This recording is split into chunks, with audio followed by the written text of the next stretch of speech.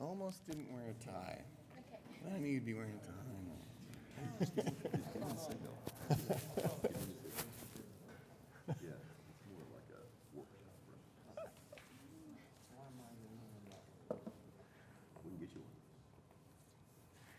All right, good morning. We're going to get started this morning with an invocation from Dr. Larry Carses, pastor of Harvest Hills Baptist Church. That will be followed by the Pledge of Allegiance, led by Isabella Moore of Girl Scouts Troop 3469. Please stand.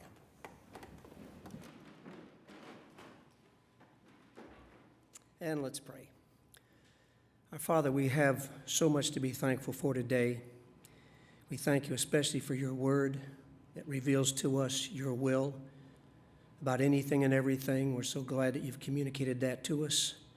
We thank you also especially today for the Lord Jesus Christ, who loved us and gave himself for our sins upon the cross, was resurrected that we might have everlasting life as we trust in him. We thank you, Father, today for our country. We are so thankful for the privilege of being Americans. We're so glad for our leaders and all that they do, their lives that they give for our people. We pray, Father, today for those in federal offices and state offices, counties, and here in the city. We thank you for our mayor. We just are so glad for the fact that they would give of their time to serve you, and especially, Father, also then to serve the people of this city in this area. We ask today that you would give them wisdom. You've said that if any man lack wisdom, we can ask of you. You'll gladly give it to us and never scold us.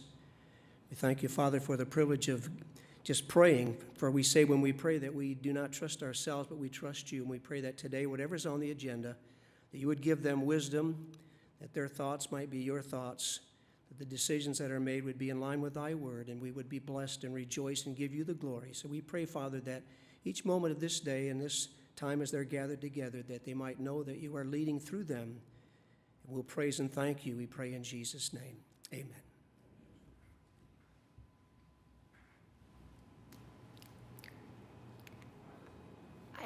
I pledge allegiance to the flag of the United States of America and to the republic for which it stands, one nation, under God, indivisible, with liberty and justice for all.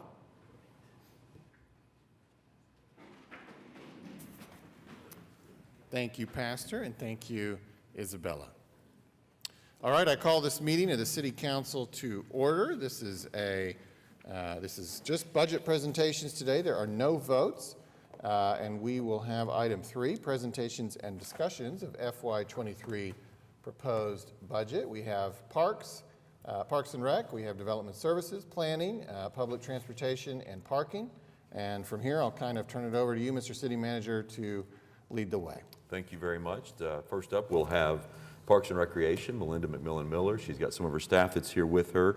Again, I just want to stress that, my appreciation for the budget office and what they've done in working to coordinate this, but really it comes down to the departments that work in the everyday, and they know what the needs are.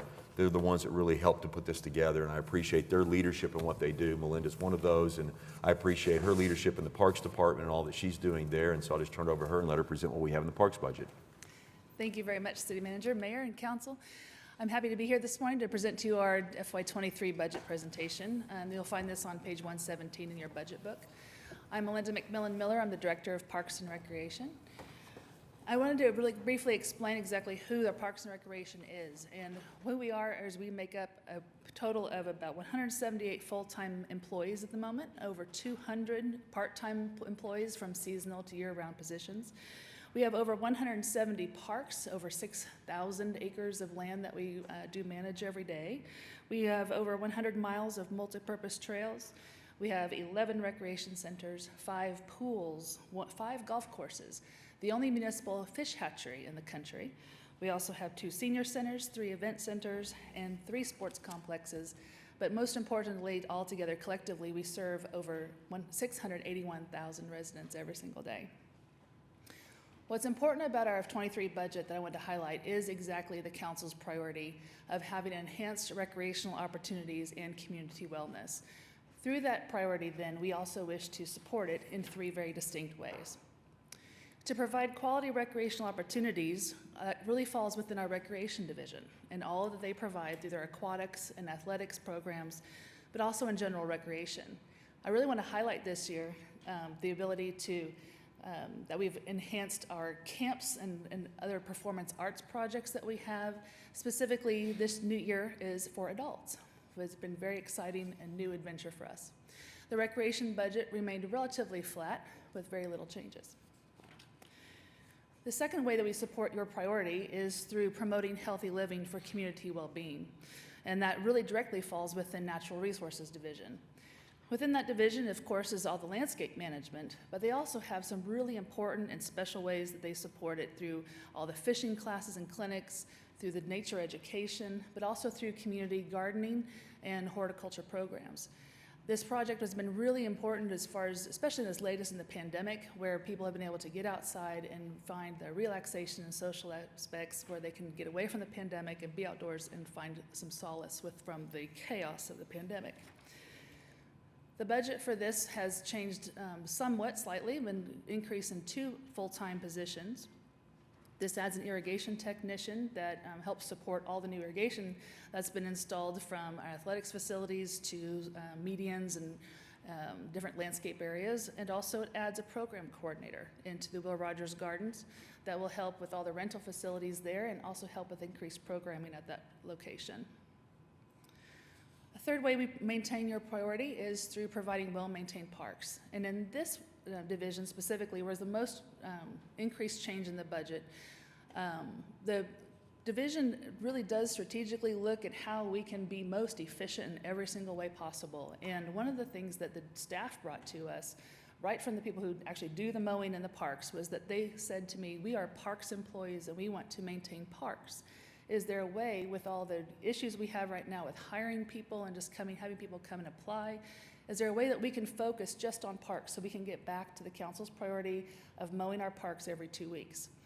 We took that to heart and we went and looked at having a contract service come out and mow all the medians and rights of ways, as well as the far and away locations that we have.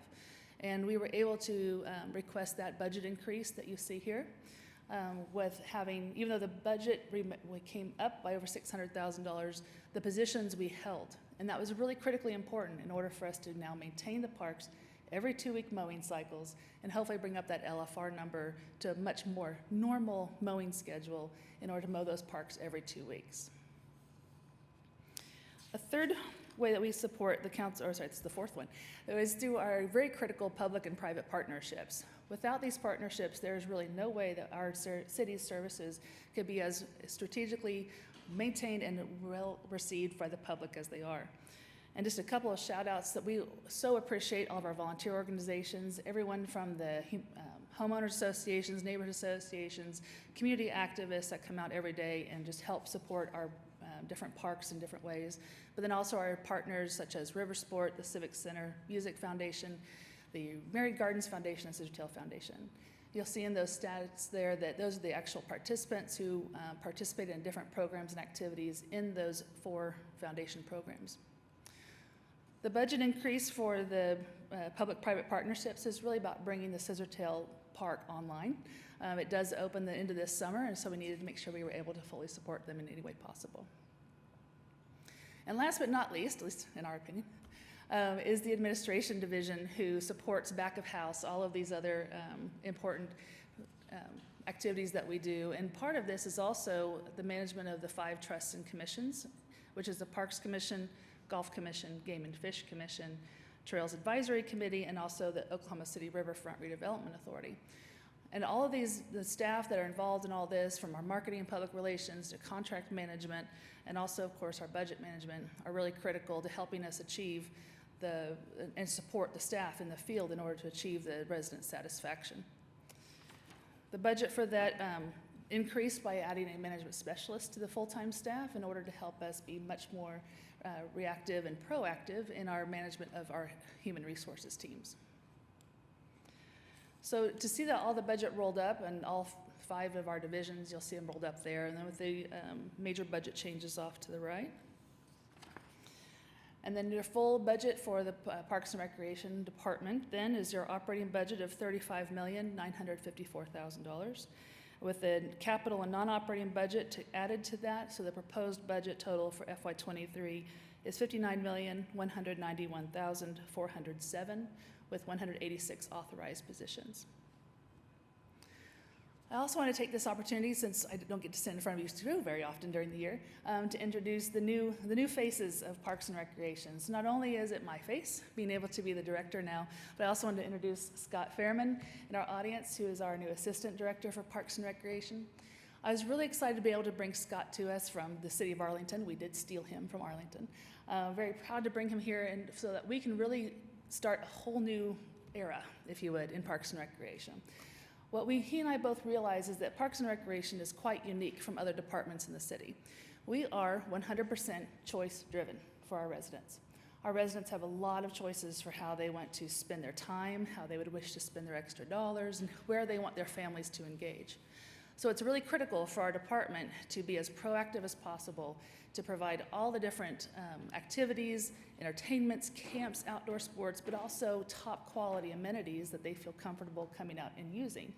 And also to help show them that we are supporting their efforts in their sales taxes and through their budgets and the bond programs. When I looked at this as a new director, it was really important for us to figure out where can we help our staff be the most successful. We knew that by having successful staff who are more supported and who are more valued, it gives us a return on that investment in better work productivity and better products in their work that they do every day. So we worked together from an employee-driven base approach that we developed a new vision and mission statement, along with new core values that are professional excellence, accountability, respect, service, and knowledge. We went through a full strategic planning process with our staff, and that they helped us identify our strengths and weaknesses, and then helped us then develop strategies that we knew we could help accomplish and overcome some of those challenges. And then we created a 3-year rolling plan. It never goes away and it never ends. So every year that we accomplish one, we're really working on goals for year number 4. What we really hope to do is that through that internal investment, that we will have external excellence. And that every year we help our LFR measures increase, and that resident satisfaction is increased every single day. And with that, I wanted to show a video of our staff doing their awesome stuff.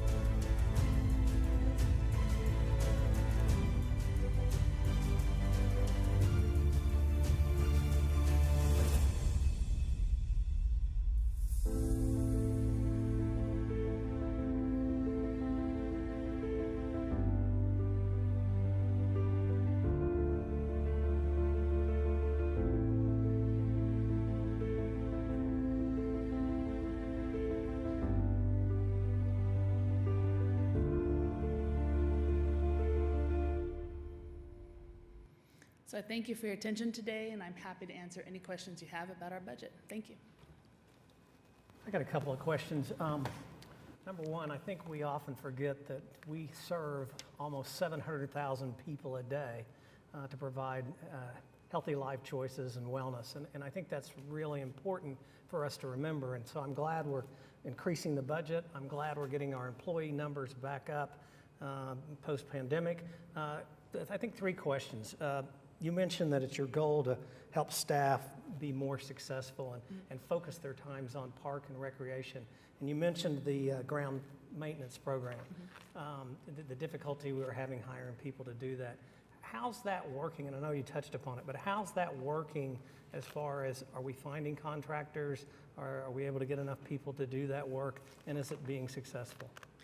What we've been excited to see is that our contractors did come through. That was an item that you had all approved in a previous council meeting, even prior to the budget authority being really in place by July 1st. And so our contract services have really come through for us. Good. And what was really great about this, the timing was just perfect, because all of the positions that we currently have filled with our mowing crews, those full positions can all mow the parks in 2 weeks. When they came to us about this, a budget amendment, they really said, we can do this in 2 weeks. We just can't also do all the medians and rights of ways too. There's just not enough hours in the day and not enough people. And so knowing that we had the staff already in place, we can go ahead and start mowing those parks every 2 weeks, and we're able to do that today. Yeah. We do have vacancies within, we're always hiring, please spread the word. We do have vacancies within our grounds management division, but we were able to take those current vacancies, reallocate them to other work sections within the division so that we can be more strategic in how we're going to maintain our trails, more strategic in how we're going to maintain our parks. So it's more than just mowing and string trimming. That's a huge part of what we do, but it's also the other things like painting shelters or, fixing benches, putting out trash cans, and as well as our trails. They're a huge part of our system now, and more people are using them. So we were real careful on how we could take the positions that are currently vacant, so when we're hiring new people into the grounds division, we're able to really put them where those resources are needed between trails and park maintenance. Then second, I was happy to see that we added an irrigation technician for the Parks Athletic Field Program. Yeah. For those that don't know about the Parks Athletic Field Program, can you explain that program? Yes, so we have two dedicated teams who do nothing but take care of our game-ready quality fields. I think we have about 26 game fields right now, and so there's a big difference between a practice field and a game field. The game fields have a high intensity between just mowing, but also fertilizer programs and chemical programs. So in order to have those game-ready fields, it takes so much more input. And so we have dedicated teams who strategically look at those game fields, and all those game fields have irrigation systems. So between the game fields needing irrigation systems, the medians, like the boulevard, for example, has a lot of irrigation in it. So we need to make sure we are able to respond, because if rains do stop in the middle of July and August and the irrigation system quits, it's pretty much a panic mode around Parks and Rec that we've got to get those things fixed so that our fields, we don't lose the quality of those fields. And then third, you mentioned we are always hiring. Can you mention to parents that are looking for jobs for their kids for the summer about some of our summer job opportunities? Absolutely. We have a lot of opportunities for children to participate starting at the age of 16. They can participate as lifeguards. They can also participate as recreation leaders. If they don't really want to hang around a pool all day, which is pretty fun, they can always hang out with our camps. We have a lot of summer camps that we do, and so we always need those camp counselors to come out. And so we're happy to bring in the 16, 17-year-olds. They're great initial jobs to learn leadership skills and really build their resume as they get older. Thank you. Thank you. Melinda, excuse me. First of all, thank you to you and your staff. You've always been very responsive whenever a concern's been raised. It's usually addressed within a couple of days, so thank you for all of your efforts from that perspective. And that ranges from, just because I spend so much time at the parks these days, small parks like Merle Medley's Park, all the way to the Early Wine and South Lakes Park. You all have just done a great job, and I am impressed with the mowing schedule. Even after hard rains, sometimes your crews are out there the next day mowing, so I know it's challenging. Now, you may want to push this back to the city manager, but given the high level of inflation that we're dealing with, have you incorporated that into your proposed budget just for salary increases? Yes, so all of our salary increases, as well as like fuel costs, for example, are put into the city's base budget. And so the city manager's office has fully encompassed those costs into our overall city's budget. So the adjustments on salaries we have in there, and then also projections on pay increases with the negotiations with the different bargaining unions, we got that incorporated in the budget as well. You know, we've got an estimate. We can work from an estimate of what we believe we will need, and we've built that in. Once we get into the negotiations, we'll see how negotiations go on what our needs are. Yeah, and this may be beyond the scope of this presentation, but I think we're a little light in the expected increases. So some of those increases that you'll see, what you'll see in the increases that are actually within the department budgets are, it's increases as a result of what was already approved from the previous year, and it's rolling into the current year. The increases that we have, the estimates that we have on that reserve for increases in this coming year, we first budget in non-departmental because we don't know exactly where we're going to have that in each department. So you won't see that specifically within department budgets, but it's in another area of the budget. We need to talk offline then. Sure. Again, just to make sure that we've got an accurate budget to begin the year Yes. with. So let me ask you about a particular area. We're showing a capital budget of about 17 million. Now, does that include anything for MAPS 4? Would those, any MAPS 4 projects run through this budget? No, sir. This No. is just strictly the Parks Department Strictly the parks. anticipation.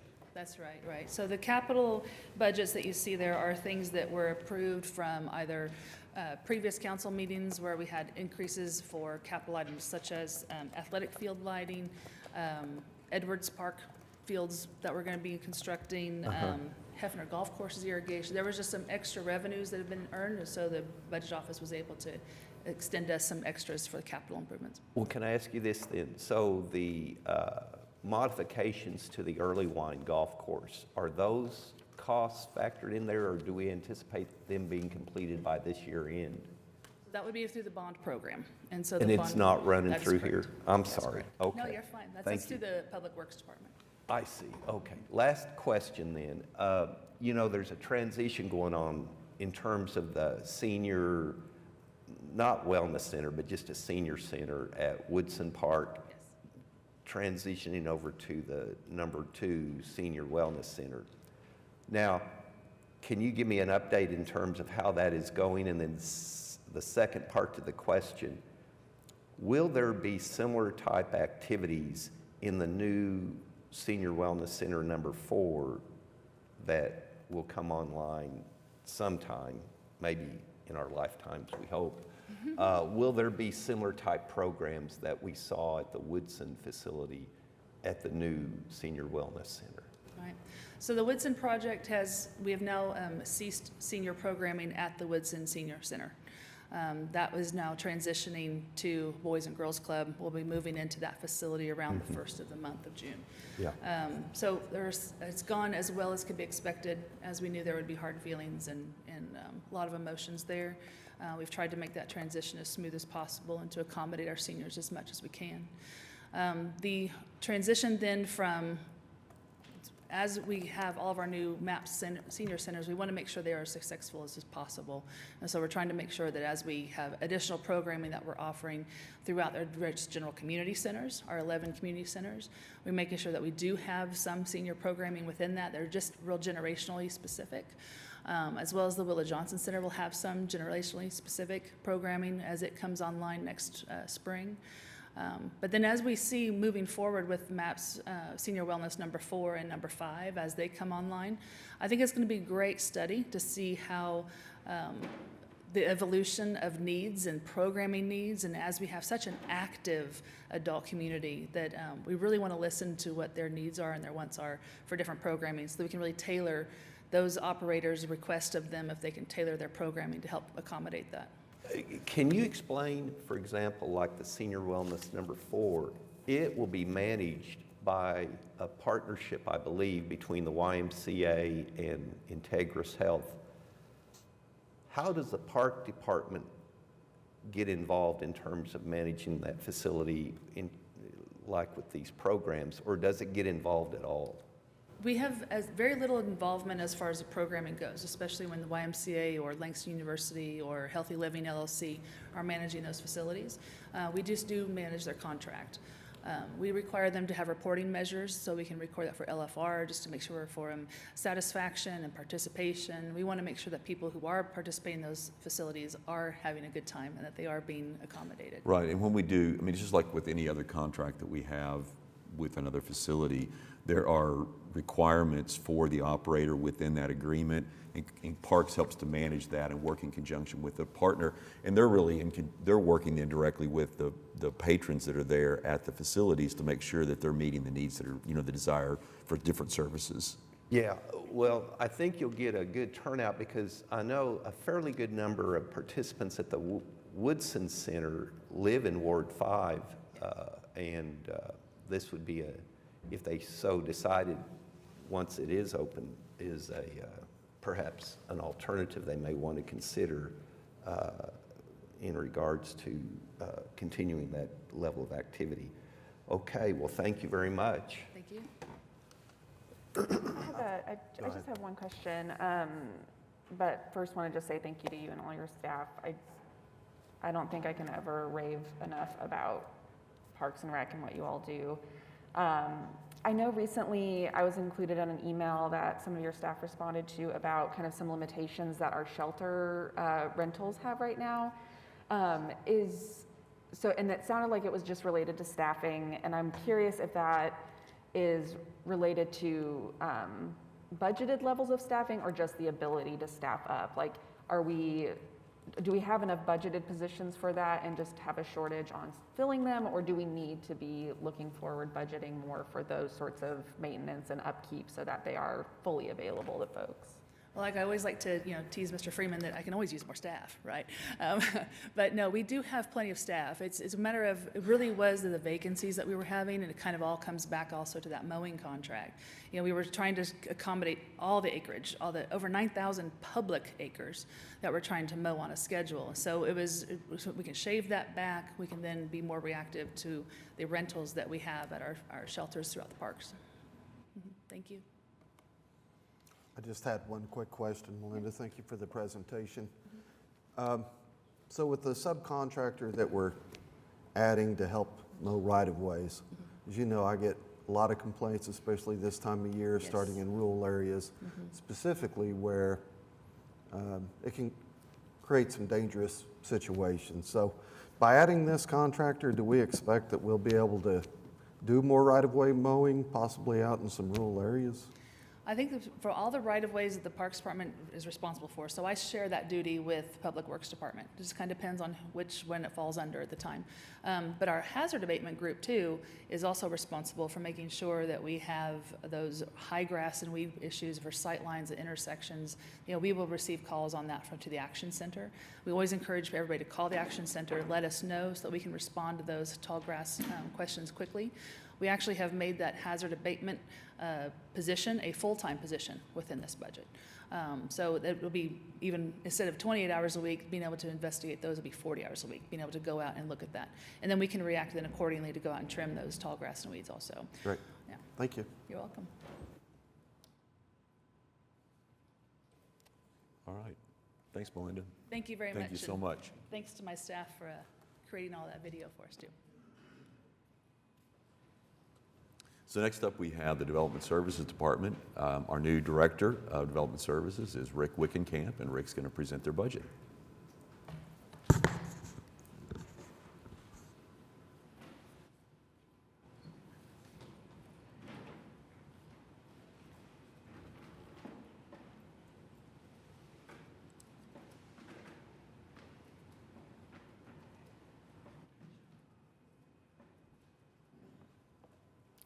Morning, Mayor and City Council.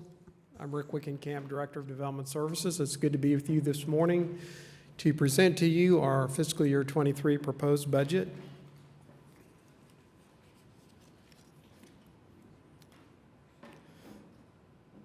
thing back. There you go. So our mission statement really details, well, let me stop there and go back for a second. So fiscal year 23 budget, I want to recognize my line of business managers for all the support that they give us, not only during the budget process, but all year. David Adcock in the Development Center, John Gary's at Animal Welfare, J.J. Chambliss is Subdivision and Zoning, and Chad Davidson is Code Enforcement. Also want to recognize Carol Reed, who really does most of the hard work of putting the budget together. She's our management specialist. And Haley Ann Ford, who is an animal welfare representative at the shelter, did the graphics this year in our presentation, so we very much appreciate that.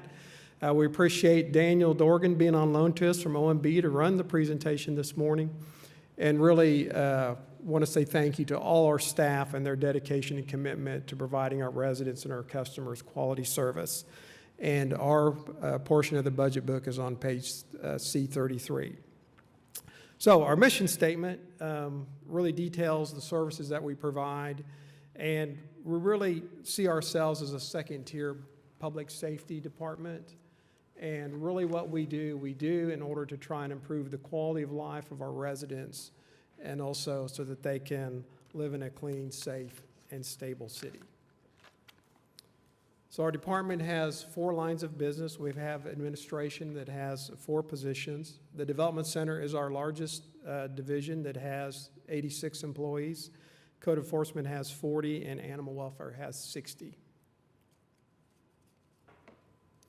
So our major budget changes this year really all involve personal services or personnel costs. We're adding a code inspector too and code enforcement in place of a neighborhood services rep. It's a much more flexible position for us. We're adding a veterinary assistant position and an animal welfare supervisor to the veterinarian services program. And we're adding an animal welfare officer 1, which is a shelter officer, also to the animal shelter. And then in our base budget, we added 2 code technicians for plan review and 1 electrical inspector 1, and a full-time veterinarian position. And then also for fiscal year 23, we're planning to move subdivision and zoning from development services to the planning department. And then we have about another $392,000 that are also related to personal costs and involve salary increases, merit increases, insurance costs, various benefit costs that are also into our budget. So moving subdivision to planning. So Development Services was formed as a department beginning in fiscal year 2010, so it was July of 2009. And that was really sort of caused by a citywide inspections audit where the auditor's office looked at everything the city did in terms of inspections and really focused on both the finance department with business licensing and subdivision and zoning, which had inspection component. They had 3 zoning inspectors and they had 6 nuisance inspectors.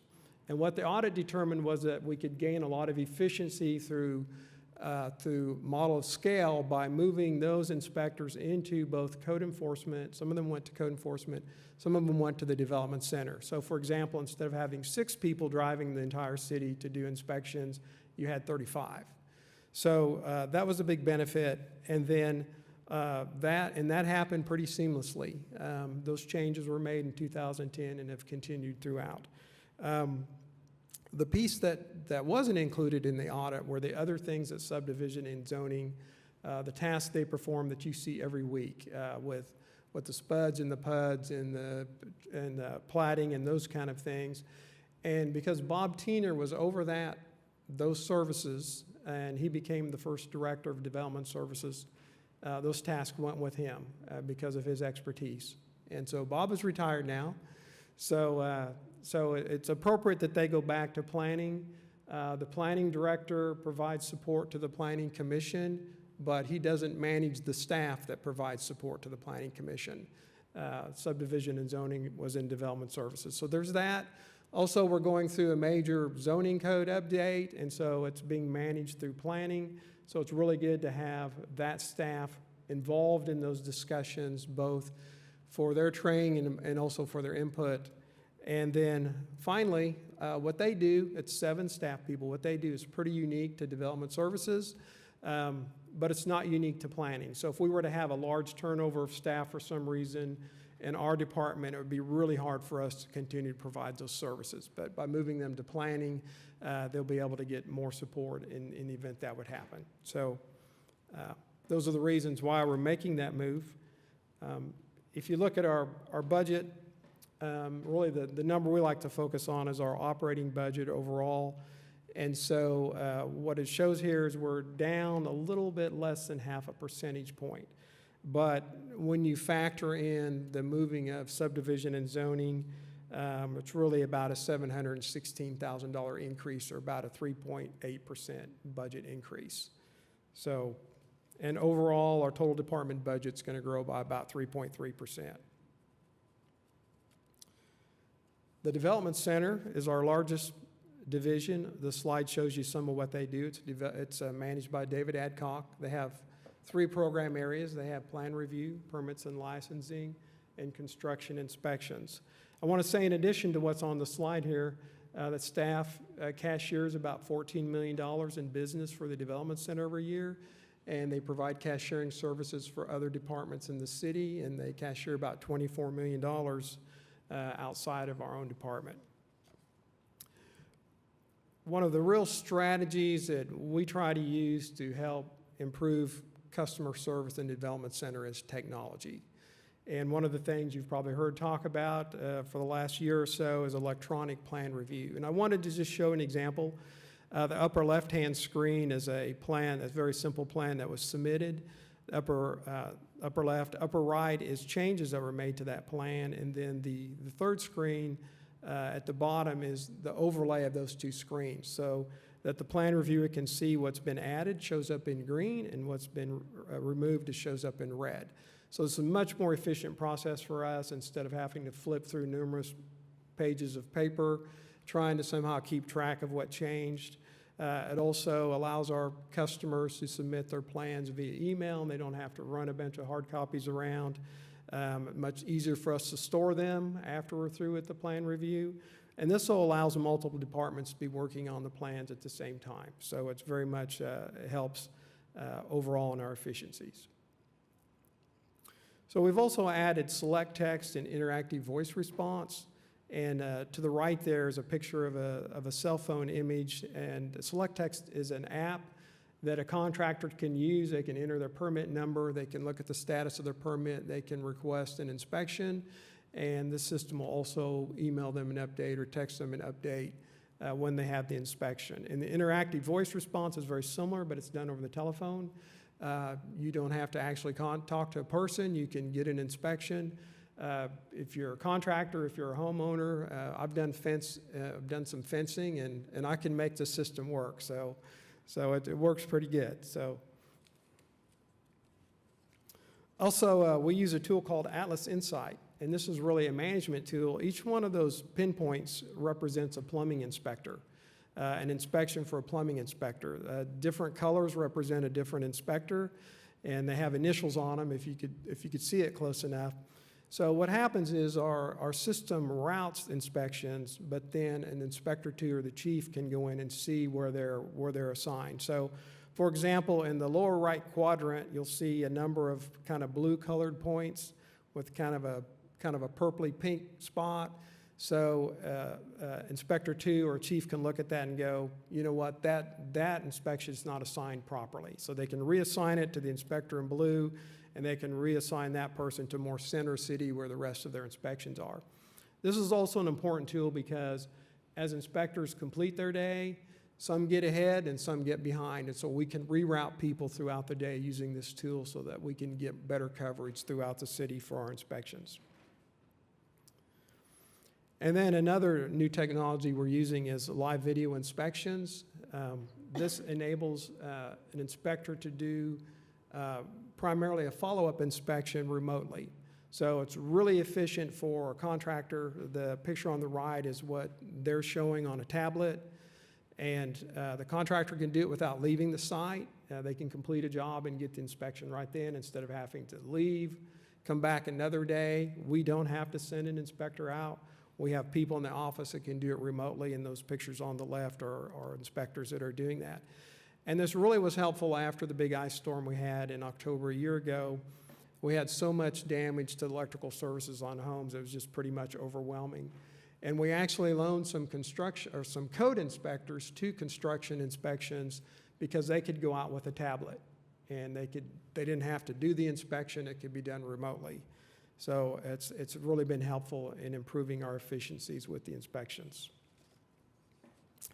And we've been talking about all this technology. Well, we also, post-COVID, opened the Business Services Center. We're not there by ourselves, but we primarily staff it. We have staff that can cashier, sell business licensing permits, we have code technicians, and we have plan reviewers. So we have full service on the first floor of a 420 building, and so that's been great to open back up and be able to work with our customers and our residents in person. And I want to call your attention to the picture on the right. In the far part of that screen, there's a gentleman sitting at a computer terminal, and the person standing above them is a staff member that's helping them set up an electronic account so that they can do business remotely if they so desire. And so we give customers the option, and it helps a lot of people to be able to do it online, and that's efficiency that will continue. So in terms of performance measurement, I wanted to show you the number of inspections that Development Services is doing with their construction inspections. We're projected to do 130,000 this year, a little over. And this chart and all our charts are actually data from July 1st through March 31st. And then the rest of the year is projected using the methodology that OMB uses in all their performance reporting. So we're projected 130,000. That's up 6.6% from the prior year. And really from 2019, that's up 23%. So we're doing almost a quarter more inspections in a 3-year period. The technology has helped us do that. Also shows there's growth in the city. And that slide sort of factors into this slide. So this is our response to inspection requests within 1 day. And our target is 90%. That target comes from an audit, so we'll always be 90% or higher. And we've exceeded that target, but we aren't exceeding it right now. We started a downward trend in fiscal year 20, and it's continued through the current year. There are reasons for that. One is the sheer volume of inspections. Another is that in fiscal year 20, medical marijuana hit. There's a lot of inspections. They're slow, and we do a lot of repeat to those businesses. And also, we've had staffing issues. We've had vacancies. At one point, we were down 5 of our 10 inspectors. So when you've got inspections coming at you really, really fast, it's hard to recover because you can't just say, stop, let us catch up. But staff has worked very hard. This is not a case where staff is inefficient or not dedicated. They've worked a lot of overtime. And I wanted to include the last bar in that slide is just for the month of March. And that was the last month we could pull, and we were at 85%. So that's showing an upward trend that we like. We want to continue that. And I want to give you just a little bit of context here as well. So we're not performing at target for 1 day. But if we look at 2 days, for example, year to date, we're at 84% within 2 days. So, and the month of March, for 2 days, we're at 95%. So as long as we can keep improving and moving upward, that's the direction we wanted to be headed. So code enforcement, much of what they do is on the slide here. They also do a lot of inspections. They issue a lot of notices. It's managed by Chad Davidson. They have 2 programs, areas of nuisance abatement and code inspections. We've got a little character of an inspector over here in the grass, which is very appropriate because we are into the tall grass and weed season. And so when that happens, places a lot of demands on them. But they do a great job. One of the things we're doing to really try to improve customer service is to really meet and talk to our residents and our property owners. We're trying to educate them, communicate with them, why there are codes, what the expectation is, and when we can, work with them for them to bring their own properties into compliance. And here, the gentleman on the right is a fairly new code inspector for us. His name is Darren Davis. I don't know if you've been in the 420 building in the last year, but Darren was a security person there, would greet you at the door, very friendly, very outgoing, very cheerful. He made me feel better every day when I came to work. And we were lucky enough to hire him. So I know that he's going to take those great personal skills and apply those out in the field to the people that he encounters there. One of the things we do to support our residents and property owners is we have a resource for property maintenance guide. Property maintenance is really important because if a property isn't maintained, it can degrade, and then it can become dilapidated or unsecured. And so we provide this resource sheet to help people try to get a handle and get some help with their properties. And I wanted to show you just a few slides of what we encounter. And the first two are dilapidated structures. So this house is on North Virginia, and it was declared dilapidated. It has a hole in the roof. It had a lot of roof damage under the eaves. And this property owner rehabilitated it and got it off the dilapidated list, which is what we really like to see.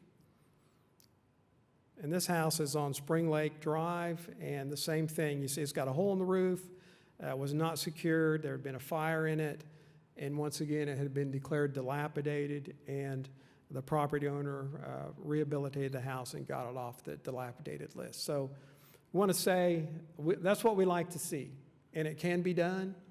And we'll work with property owners if they're willing, if they've got a plan, if they'll make progress, we'll work with them. And that's a best case scenario that they can take care of their own properties. And it's really important to keep a roof on buildings, keep them secured, because if you don't, weather gets in, animals can get in, fires can be started, can really bring a property in a dilapidated state pretty quickly. So again, property maintenance is very important. I mentioned tall grass and weeds. Here's an example. We'll do a lot of this. And then junk and debris. We're seeing an uptick in that.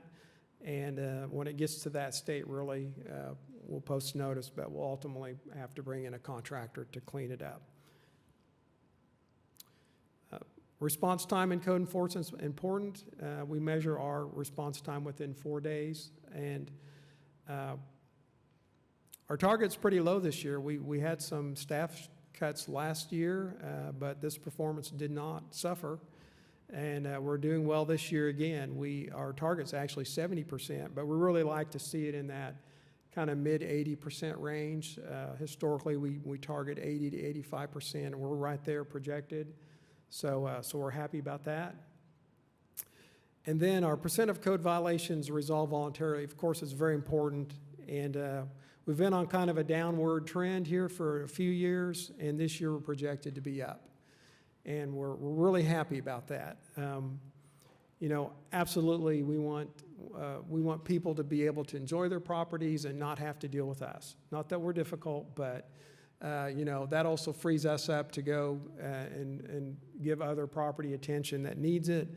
And we're hoping that our communication and trying to work with the property owners will also help drive this number up. So right now it's trending absolutely in the right direction. So we're very pleased about that. So animal welfare can be a very happy place to work. We get the benefit of giving animals, finding them a real time for life home. And also we get to enrich the lives of the people who adopt from us. And so that's a very positive thing. Animal welfare is managed by John Gary. They have 4 program areas. They have field services, they have the shelter, they have veterinary services, and they also have community outreach. And the slide shows you some of what they do. Jumping right over to their performance. Field services, we charted here a percent of priority 2 call responses within the same business day. And we're at 77% projected. Our target is 70. And I would say, wow, this is the highest we've ever been, but we did it last year too. But it's still the highest we've ever been. And in fact, their priority 1 calls and their priority 3 calls were also at or above target. So this is the first time in the history of the city that the response times are at or above target. And we really like making history when it's positive. We really like that. So this shows that, staff is dedicated. We have a lot of new officers. It means that they're getting properly trained by our experienced officers, and it means they're out there and they're working and they're getting the job done. So we're very happy and very appreciative of that. This chart, live release rates, extremely important to us. We're trending down a little bit this year from last year, but we're still at the second highest level we've ever obtained. We think it's primarily because of intake. During the COVID period, we were about 16,000 animals a year, and right now we're projecting about 20,000. So we're almost back up to pre-COVID levels. I spoke earlier about how our department was formed in fiscal year 10, and I looked at this data here for fiscal year 10. They had 49% live release rate, which was a big jump from the prior year, which was 40%. And they had staffing of 54 employees that year in fiscal year 10. Last year we had 52. This year we had 56. So with almost the same level of staffing that we had in fiscal year 10, we've almost doubled our live release rate. And that's extremely impressive. And what that shows you is, on the part of management staff, they are relentless. They are relentless in trying to find ways to save animals. And they've worked with a lot of groups, a lot of people. They've done a lot of things. It also shows you the dedication of our staff. They believe in this mission, and they work very hard to save animals' lives. And then we have great support from the community. We have great support from City Council, from the City Manager's Office, and we have a lot of partners. We have foster parents. We have volunteers that do a lot for us. And we have over 100 transfer partners who take animals from breed-specific to animals in need to just animals in general that helps us get those animals out, get them placed, and move them out quickly. Our most important partners are really Oklahoma Humane Society, the Bella Foundation, the Best Friends Animal Society, which is a national group, and also the patrons of the Oklahoma City Animal Welfare, and also Shawnee Mills that continues to provide quality food for all of our animals that are at the shelter. So we're very proud of this, and again, appreciate the hard work and the commitment from all our staff and the community support. So animal welfare provides a number of services to the community. They provide education to help people understand and learn what it is to be a responsible pet owner. We provide free spay and neuter to Oklahoma City residents. We provide collars and leashes, dog houses. We provide free ID tags.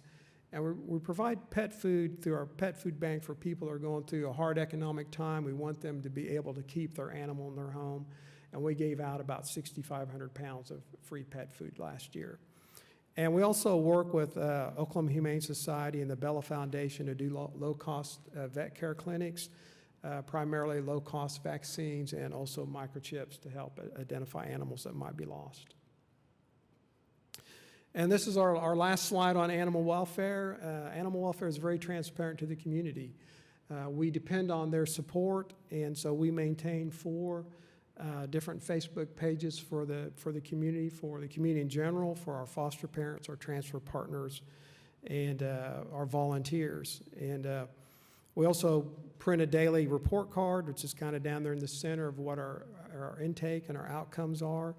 And we've got over 65,000 community members, and we have about 230,000 views per month. And I want to say the Facebook page is really effective. It enables our managers to communicate with people in the community, to give information, to address concerns.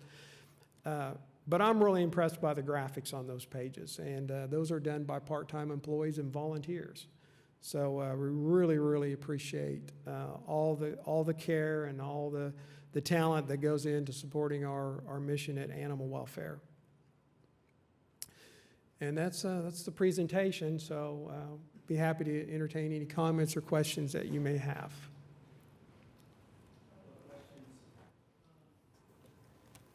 The growth we're experiencing now, some would say we are the 6th fastest growing city in the United States. You mentioned that the growth of our inspections are up 23% over the last 3-year period. I know we're adding a code inspector 2 position. I know we're adding an electrical inspector 1 position. You mentioned the video inspection service that we now have, the Atlas Insight program, doing business remotely. but I still look at our position history, and our numbers are down pre-pandemic. Do we need to add additional employees for this anticipated growth over the next year? Well, our numbers are actually about back where they were pre-pandemic. We lost a couple of inspectors last year. We had to cut an electrical inspector and a building inspector. We've got those back this year. We've also are adding an electrical inspector. And really in terms of the electrical inspections, that's really what's hurt our number. And so we just had a problem keeping people staffed. And at one point, as I mentioned, we had 2 people in the hospital. We had a retirement, we had a promotion, and we had a person that died through a misfortunate accident away from work. So, we're at 50% all of a sudden. And so I think if those positions are all filled, I think we're okay right now. Good. And we're showing signs of that with that response time coming up. But we are watching that.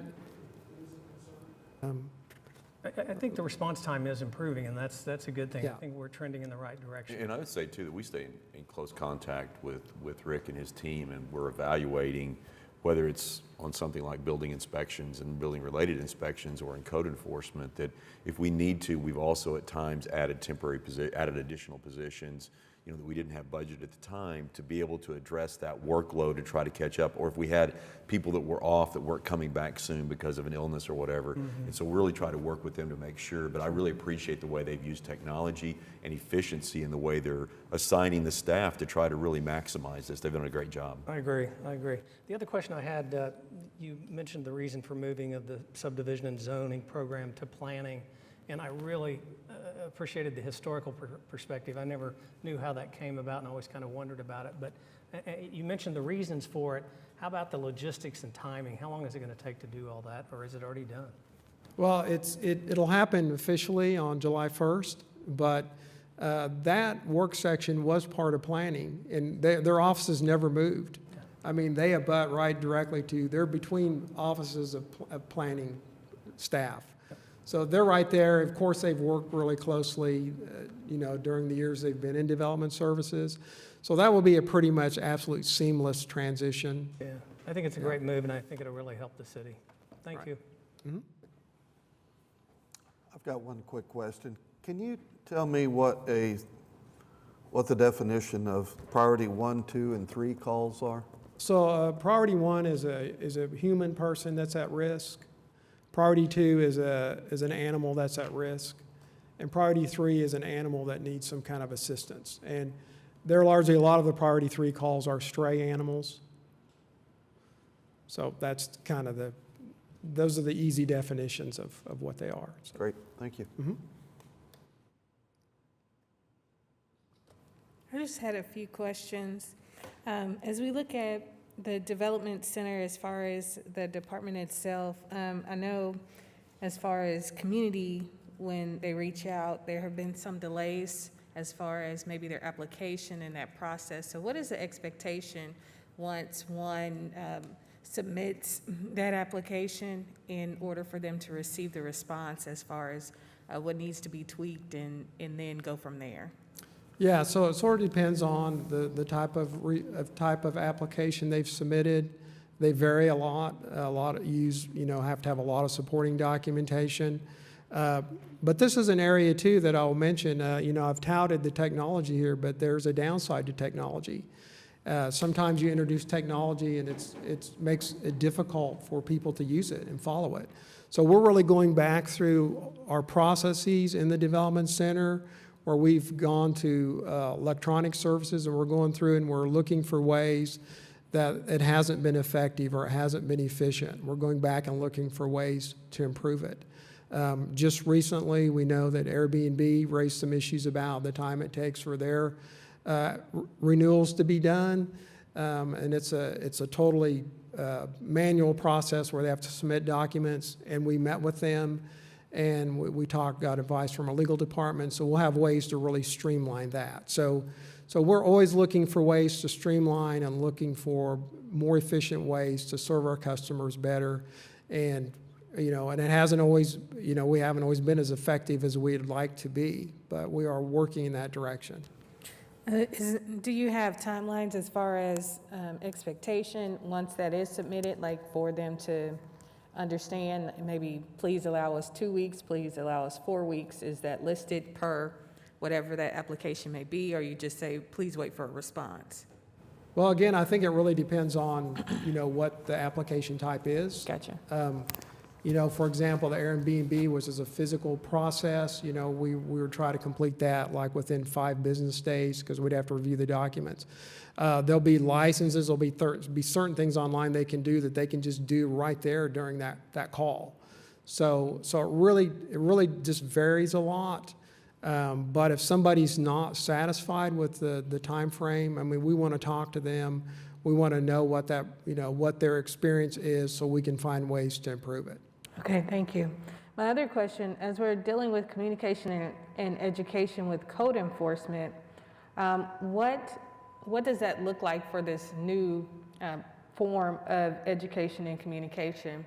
And the reason I ask that is because of the responses that I've received from residents as far as even for myself, being able to communicate with whoever that code enforcement person is, because they don't physically interact with you on spot, on location, if you're not there. So that's very difficult in that process. Right, so one of the things we're doing is we're asking our inspectors to slow down if there's somebody actually there and talk to them, which is hard during grass season because they've really got to keep on the move to get things done. But we're asking them when they can, and there's a person present to stop and talk to them. I know we've had difficulties in getting phone calls returned, either because they call and the inspector isn't available. We're giving them additional contact numbers on the notice forms that we leave. And also we've changed our phones now. Previously, when they try to call an inspector and they try to call them back, it might show up as unknown. And so, a lot of people won't answer those calls because their car maintenance is okay, So we redid our phones. Well, now those should ring in as City of Oklahoma City, so they know that it's the city trying to make contact back. So those are some of the things we'll do. We'll look for other additional ways where we can try to communicate more effectively with our property owners and our residents. And I do want to commend you all. I know for myself, anytime I've asked for a community conversation or our neighborhood associations want to speak to you all, you are readily available. So I really do appreciate that. And then my last question, as we're dealing with animal welfare, and I know for some of us that serve, we also serve other municipalities within our ward. And I give an example right now, Forest Park, as far as them being able to report the stray animals. It's hard for them to get that connection of who can help them out, because they're abutting us and they're also abutting Midwest City, and neither one of them wants to really take that responsibility, if you will, to figure out who can help. So with you standing here, what is the best option for some of those other municipalities if they're having that kind of difficulty and not sure where to turn? Because I know even for me, I received those phone calls from Forest Park, and not to say our department hasn't been able to respond, but there's just confusion in who to respond or get out to them. Sure, and we don't really provide field services to other communities, Right. but we do enter into agreements with them. So, and John's here and he could tell me which ones for sure, but we enter into a formal agreement that they can bring their animals to us, and it specifies details, and there involves a fee for us to offset our cost. So they're welcome to contact either my office or John Gary at Animal Welfare, and we can talk about that, see what kind of options there are for them. Okay, I appreciate that. Thank you. All right, thank you, Rick. Appreciate it. Appreciate Great the presentation, work. thank you. Yeah, I know, I was going to mention before on the slide, but John was here at the time, but when they were first looking at, I think the slide went back to maybe like 2000, the one on the animal welfare on the live release rate, it went back to about 2008 or so, somewhere in there. And I think it was around 2005 when they first set that goal, and they're at 25%, and I thought there's no way they can get up to 75%, I think maybe even what they're going to shoot for.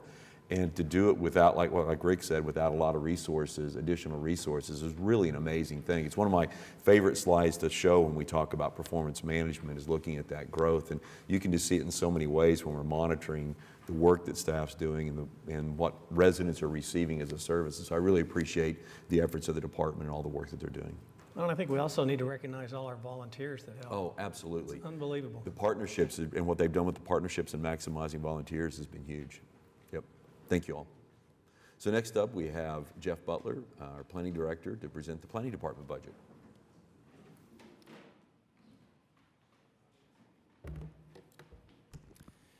Morning, Mayor, Council, City Manager. Happy to be here to share our budget proposal for this upcoming fiscal year. So good planning includes understanding the goals and priorities of the community and strategizing ways to accomplish those efficiently, and also to implement them with accountability. Our mission, let me click this here, there we go. Our mission, this is the philosophy of the planning profession, but it's to guide growth and development of our vibrant city in a sustainable way so that we can ensure our current and future residents and businesses can thrive. So we cover a lot of ground in the planning department. Our budget, proposed budget for the upcoming year, the total would be $62 million, and that's made up mainly of the general fund, $5.9 million, and the grants management fund, $54.7 million. So the bulk of our budget does come from those grant funds. That's been consistent for many years in that it represents the bulk of our budget. Those are HUD grants that support staff and the programs in the Housing and Community Development Division. I'll talk about the divisions here in a second. That amount fluctuates from year to year, but we try to maximize those grant dollars. The number is a bit higher this time around because of extra COVID funds. Last year it was about $45 million for context. Here's our department structure. We have 5 divisions now, as Rick mentioned. We're bringing in subdivision and zoning. And so that will make 5. We also have 2 offices which are housed in the administration division. And those are the Office of Arts and Culture, headed by Robbie Kinzel, and the Office of Sustainability, headed by T.O. Bowman. Excuse me. The Plan Development and Implementation Division, headed by Kim Cooperhart, has Neighborhood, Community, District and Revitalization, Comprehensive Planning, and Transportation Planning. The Housing and Community Development Division, which is headed by Chris Varga, also that has Grants Management, CDBG, Brownfields, Homelessness Program, Housing Rehabilitation. That's one of our larger divisions. And of course, subdivision and zoning, they have 7 positions, and that's headed by J.J. Chambliss. And the plan development, the current planning, subdivision and zoning rather, division, what they do, and let me switch slides here. So as I mentioned, there are 7 full-time positions. That's their budget there, about $860,000, and that has been moved effective July 1st. And their main responsibility is to process development applications for the Planning Commission, Board of Adjustment as well. They provide consultation to developers, applicants, and residents, and they just assist with mainly, I think most of their work goes to the Planning Commission, staffing that organization. There's just a lot of work to be done there, and they do a great job of making sure that all the zoning and platting, everything that happens in the city is done appropriately according to policy, regulation, and gets recorded appropriately. So this will simplify our organizational structure, better aligns it, like Rick alluded to. We feel like it's a good thing to do for a few reasons. There's often been a misperception that this division has been in planning in the past, so for many reasons it makes sense to return them to the planning department. And as Rick said, we have worked with them consistently through the years, and it'll be a seamless change. Other major budget changes, we are proposing to add a senior planner to the executive leadership program, and this is in response to the major infrastructure bill. We have more money than normal that we would like to make sure that we put our best foot forward and procure as much grant funds as we can. This is something that we would have liked to have, it's something that, not just for the federal grant, the most recent infrastructure grant bill, but it's something that we feel long-term will benefit the city, because grant funds are always going to, they're going to ebb and flow, of course, but they're always there in one form or another for us to apply to, and often they're competitive. Having somebody who can really focus on that, we think is critical. Especially over these next 4 to 5 years as the federal infrastructure grant money becomes available and is spent.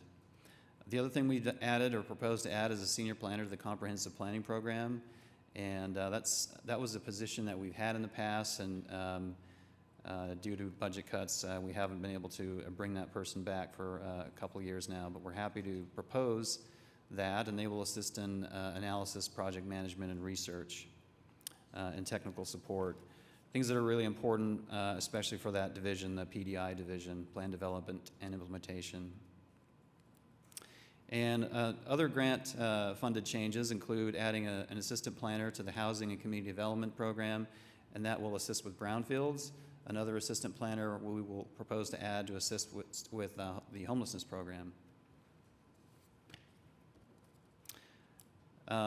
So moving on to kind of our strategic planning and how we, what we do implements the city's plans, the city's policies, and just our operations. So the big takeaway from our budget is the alignment, continuity, and reinforcement of the city's council priorities with the community's vision and goals. And you'll see in the slide there that we, you know, of course, we take direction from the city council through their council priorities, through Plan OKC, and leading for results is the way we strategize and prioritize our operations.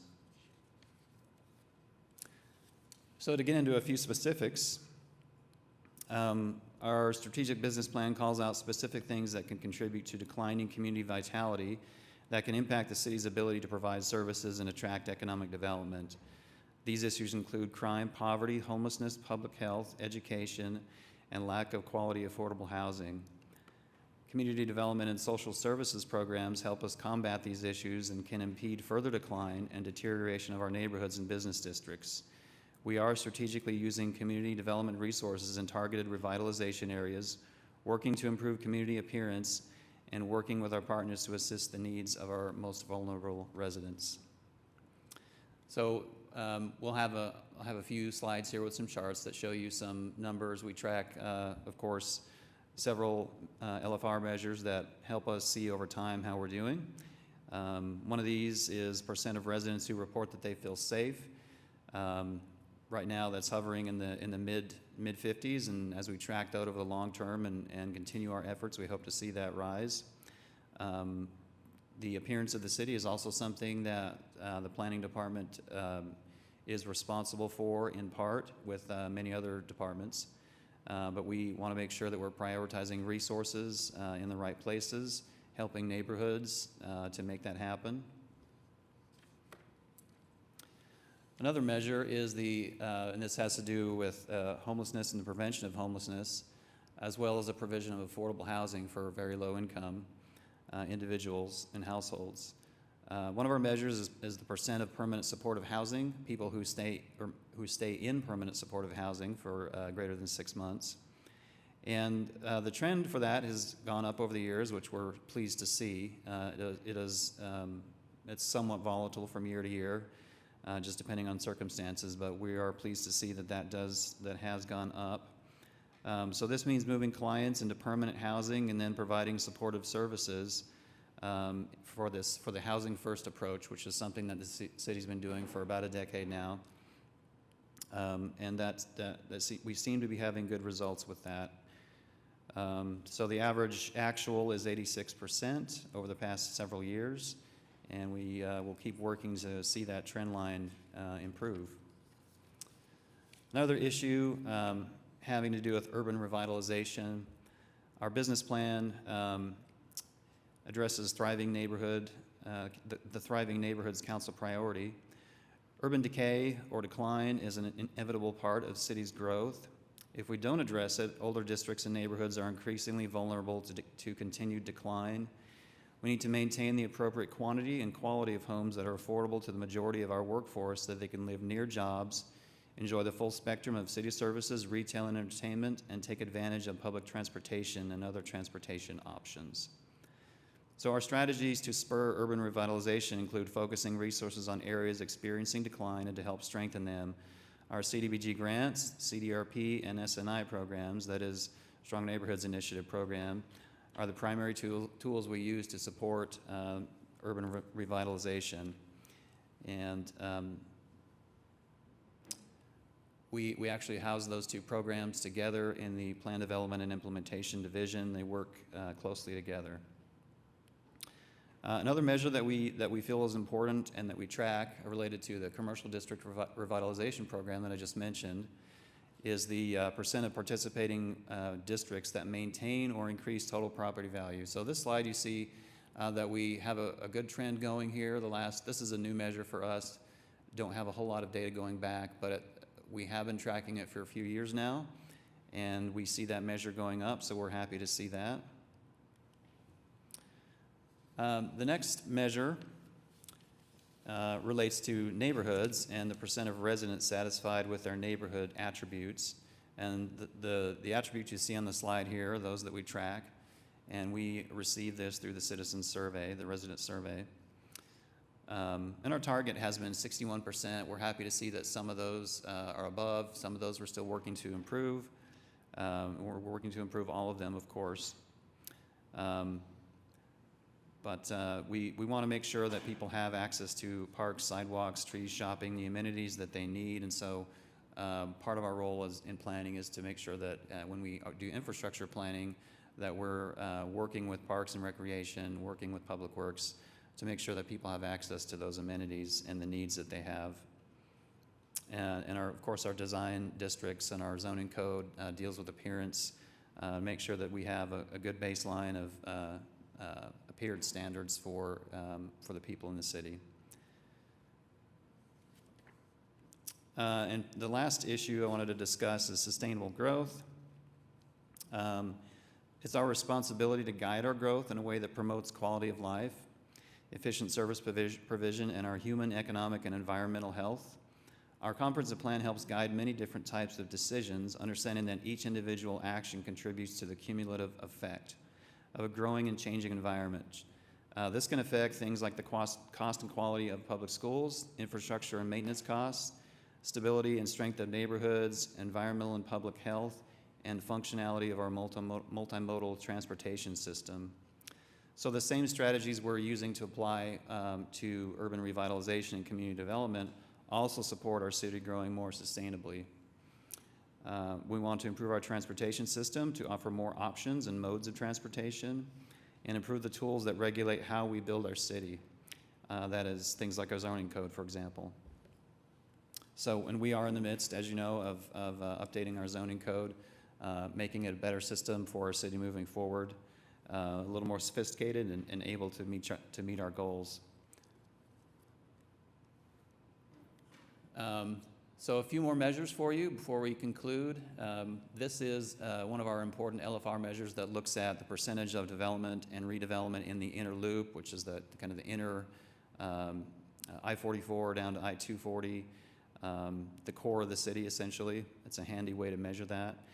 And we've had a fairly flat trend line over the years. It kind of goes up and down as large developments come and flow, ebb and flow. So the average we've had is 18%. And one of the ways that our budget will help this, we have a new comp planner, a new brownfield position. Both of those positions can help this number increase as we are able to address brownfields, able to get more focus on infill, plan to make those infill developments happen a little easier, and work with our other staff members to make those, to make infill happen. And that in turn helps us to keep our neighborhoods thriving because as they decline, they necessarily need replacement homes and new investment. Finally, the last one to cover is the increase in the number, or the percent of trips, commute trips made by walking, bicycling, or public transportation. And this is just one aspect of trips made. It's just the commute, and this is a low percentage. It's something that is an important measure, but it's not something we're going to see a substantial amount of change in from year to year. It's going to take some time. By comparison, just for some peer cities, for example, Nashville, theirs is similar to ours at 2.1%. Indianapolis is 4, Albuquerque is 4.6, Kansas City is 4.6, San Antonio is 4.7, Tulsa is down near us at 2.1, nationwide is 7.7. A big major city, an old city, Chicago, is 33.8 for reference. So, you know, we're not going to get there for a very long time. However, progress in this vein would be seen in maybe approaching closer to some of the other peer cities I mentioned. You know, doubling this rate would be big progress. And also mention that there are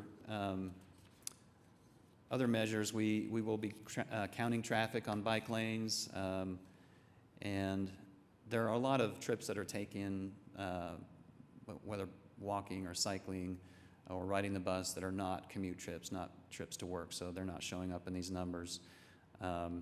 Just something to keep in mind. But with that, that kind of gives you an overview of our budget, our operations, some of the things that we track to make sure that we're doing our best to make sure our city remains vibrant and that we meet the needs of our neighborhoods and our residents. So happy to take questions. Greg, I just wanted to say,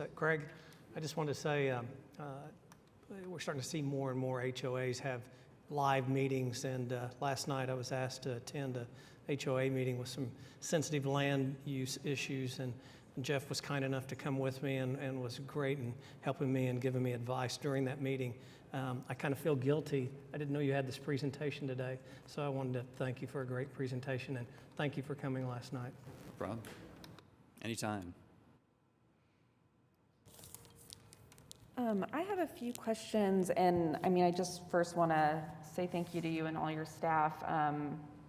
You know, looking at, especially compared to some other departments, the number of staff that you have, and even the amount of general funds that your budget is wildly tiny to me every time I see it, and I think I forget it throughout the year, and then see this again. I'm like, oh yeah, that's nothing. It's mostly federal funding that you all are managing and overseeing. And you know, I think some of the things I have seen through some of those programs, like the Strong Neighborhoods Initiative, the CDRP program, and some of those are some of the most transformational type of programs for our neighborhoods and our residents. And you know, one of the stories I kind of want to just tell, if folks haven't heard of this, is one of the neighborhoods in Ward 6 is a newer SNI neighborhood, and I learned last fall that they were really focusing on the junk of, you know, debris and junk and that kind of code violation when people are amassing a lot of just, you know, to us it's nothing special or important and it just looks like trash, but for some folks there is an illness that's happening, or they have hoarding tendencies, or they're just elderly and have a hard time abating those sorts of issues. And the SNI, this neighborhood wanted to work with the SNI funds they had to help work with residents that were getting constant big trash, junk, debris kind of tickets, to really work with them.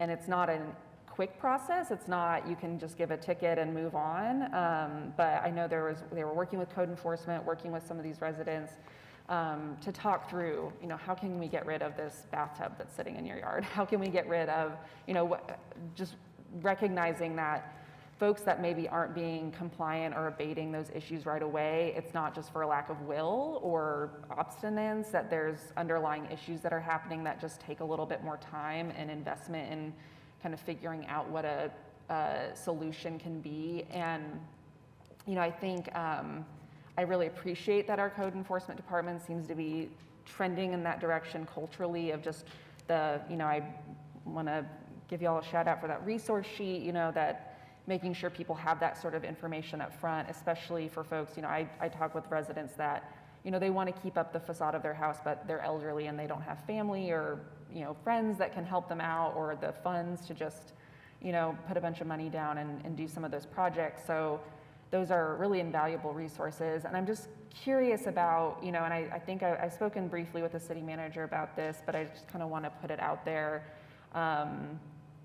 Knowing how transformative those types of approaches can be, those, not just kind of giving the ticket and moving on, but really working with neighborhoods, working with residents individually and finding those solutions. I'm just curious if we've ever explored the opportunity to, I think particularly what I see is that need, and I think something that SNI does really well, is that ability to give that support to neighborhoods that don't always have, folks with a lot of extra time and resources on their hand to organize their neighborhood, but they do a really great job of supporting those neighborhoods to have some of that infrastructure. And then the additional funding of being able to, contract with folks to come in and remove some of that junk, as well as sit down and work with folks to kind of work through what are the underlying issues and how can we address those versus just sort of, cleaning it all up and sending people on their way. I'm just curious if we've ever explored setting aside general funds to add to y'all's budget, or any budget, frankly, to contract with groups like that are on that resource sheet that code enforcement hands out, like Rebuilding Together, the Restore, like home maintenance program, some of those entities that, especially if they are targeted towards specific populations like older folks, folks with mobility issues, to especially work with when we have, maybe folks that are getting those code violations over and over again. I'm just curious if that's something we've ever discussed, something we can be discussing, and if you all, I know I've spoken briefly with some of the SNI staff about what that might look like, but I'm just curious from your perspective what, if that's been a conversation or what maybe opportunities exist in that space. So to restate kind of opportunities beyond what we're already doing in SNI, it's general fund is is tight, and so it is difficult to, of course we would love to, expand services, and we've talked about over the years how we might do that, how we might expand services, could we, expand the number of neighborhoods we address with SNI or provide additional services, and it does come down to just prioritization. Of course, we'd be happy to. We do look at federal funding opportunities. Those it's the same with the general fund. They're often targeted to specific purposes, and so we don't. It's not easy to just kind of pull additional funds from that as well. So it is a funding constraint. We would love to do more. We think that SNI is a successful program. We've had 2 rounds of it now. We're getting ready to go into round number 3, and we have some reports. We would like to be able to come forward and say, hey, here's a good track record. We've got a good track record. Are we doing? Can more be done? Can we maximize this in some way? Whether that means more funding to do specific things. So we're always open to, of course, additional funds, but additional ideas, some of which you just mentioned, which we may not have tried before in SNI, that we could try there or potentially other places if it's successful. It's a nice thing about SNI is it can be somewhat of a pilot program for certain things. Thank you. Yeah, I think that, especially both through SNI neighborhoods, but then also to be able to help address things like that with the general public when, I assume, just knowing that I come from the nonprofit world, that those resources that we're directing people to through code enforcement, are probably stretched pretty thin themselves. And so being able to find ways to make those those opportunities more robust just for the general public too, because I think, like you said, we can, those pilot opportunities to maybe workshop some creative approaches, you know, I would love to see how we can expand those to all of our neighborhoods as just sort of a general service that we can direct folks to, knowing that there's some additional funding to address, you know, specifically when we as a city see issues come up in any of our neighborhoods. So appreciate that. Thanks.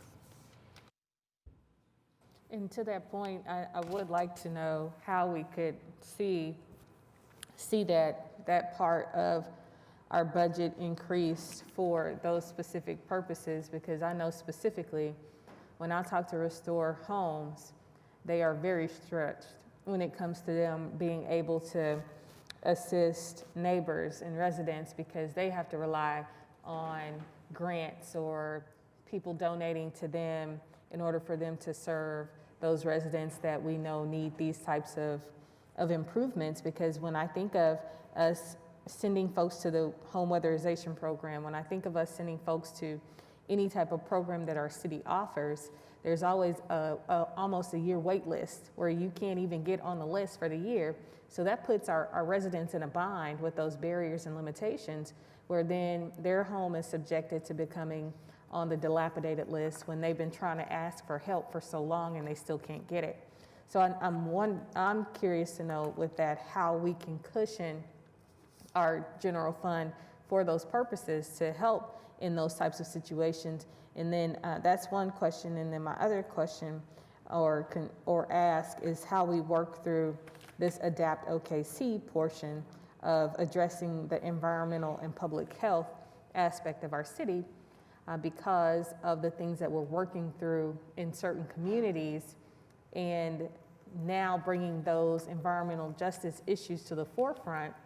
There are asks, and I believe when we're looking at how ADAPT OKC mentions environmental concerns and air quality and those specifics, that people fall under those categories, but we don't have the resources to help them work through their concerns and their issues from a city perspective, when that in a lot of ways is something that we're hoping to address.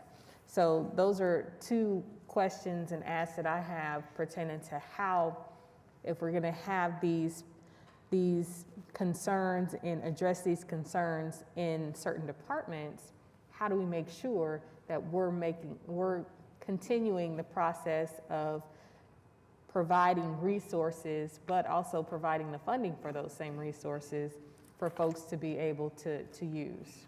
Yeah, so one issue that I see with, you know, what we're talking about with S&I and maybe expanding some of the resources that are available to help people with their private property is that we have limitations in the general fund with being able to use those funds on private property. So, you know, how S&I assists neighborhoods, if you're doing direct work within a private property, it's really grant funds that are available to do that. General fund can't be used to go in and like repair or maintain someone's home to do improvements there. So we'd have to look at grant opportunities.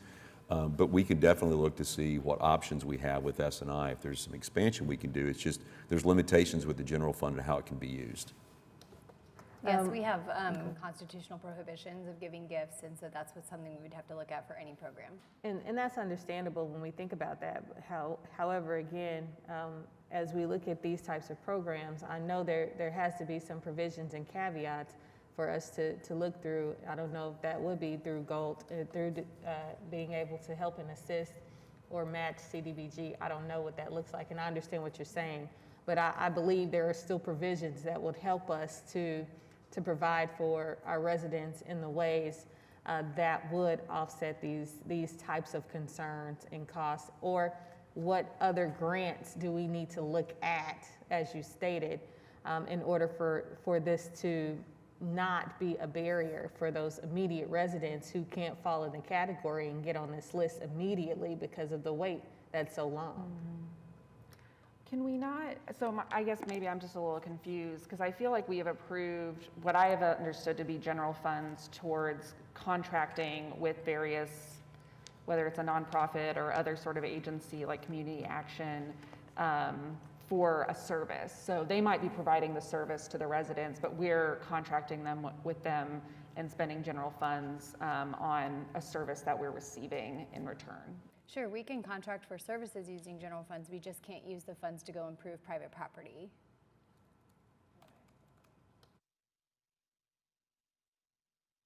And we will be looking for, and always do, have our eyes out for additional grant funds. And you mentioned sustainability. That's one of those areas that the federal government has allocated additional funds for.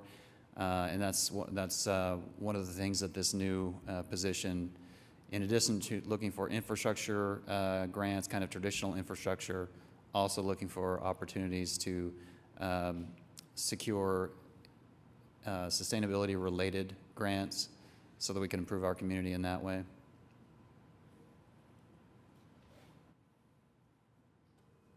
All right, thank you, Jeff. Appreciate that. Thank you. Next up, we have Jason Fairbrush to present the transit and parking budget.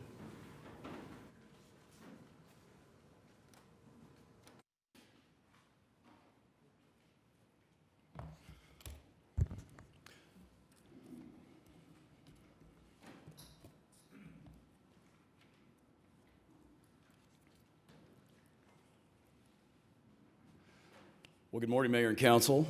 Jason Fairbrush, Public Transportation Parking Director, and thank you for the opportunity this morning to present the FY23 budget for public transportation and parking.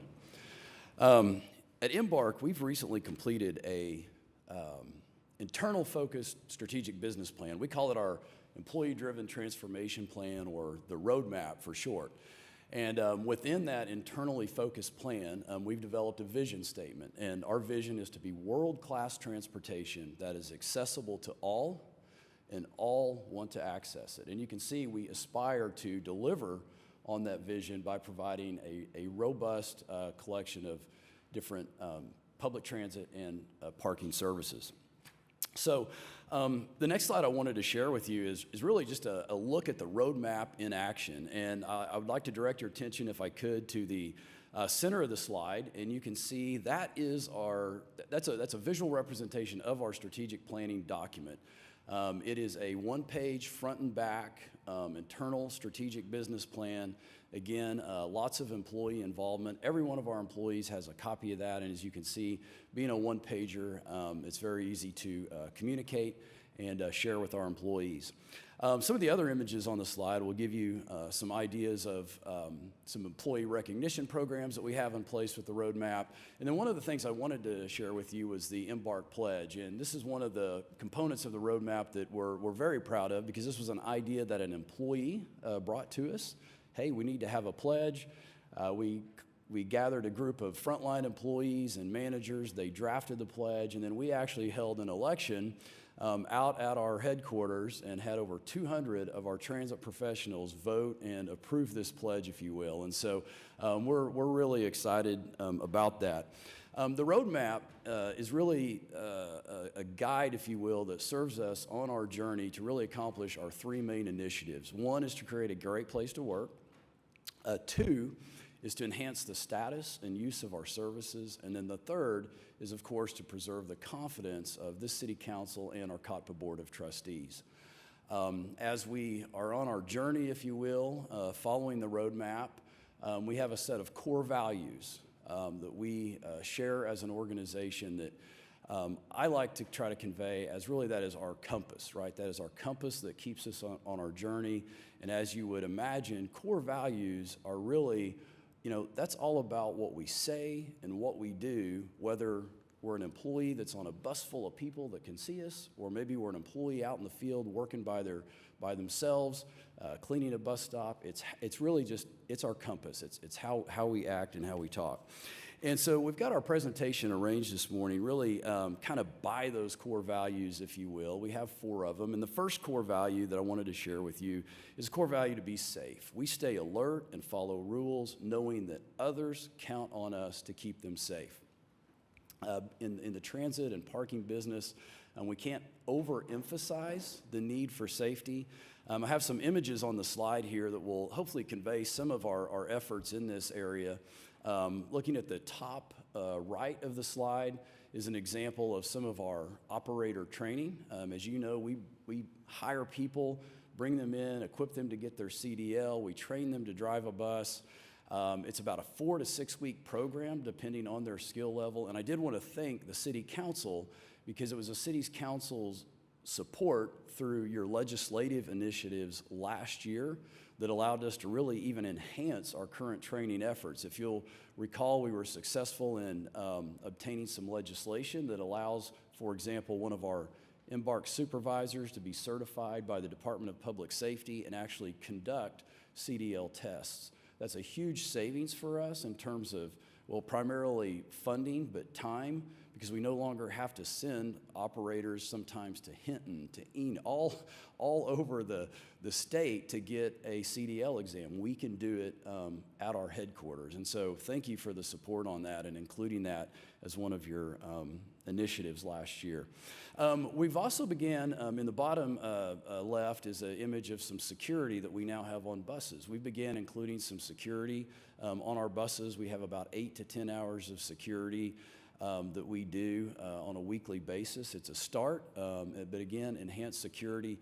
And then the bottom right is really an image of some upgraded equipment. You know, we work on a lot of rolling stock. We have to have safe and modernized equipment. We were able to leverage about $200,000 in FTA funds last year to replace some of our bus lifts. Those bus lifts have been with us for over 20 years, and we're certainly in need of an upgrade.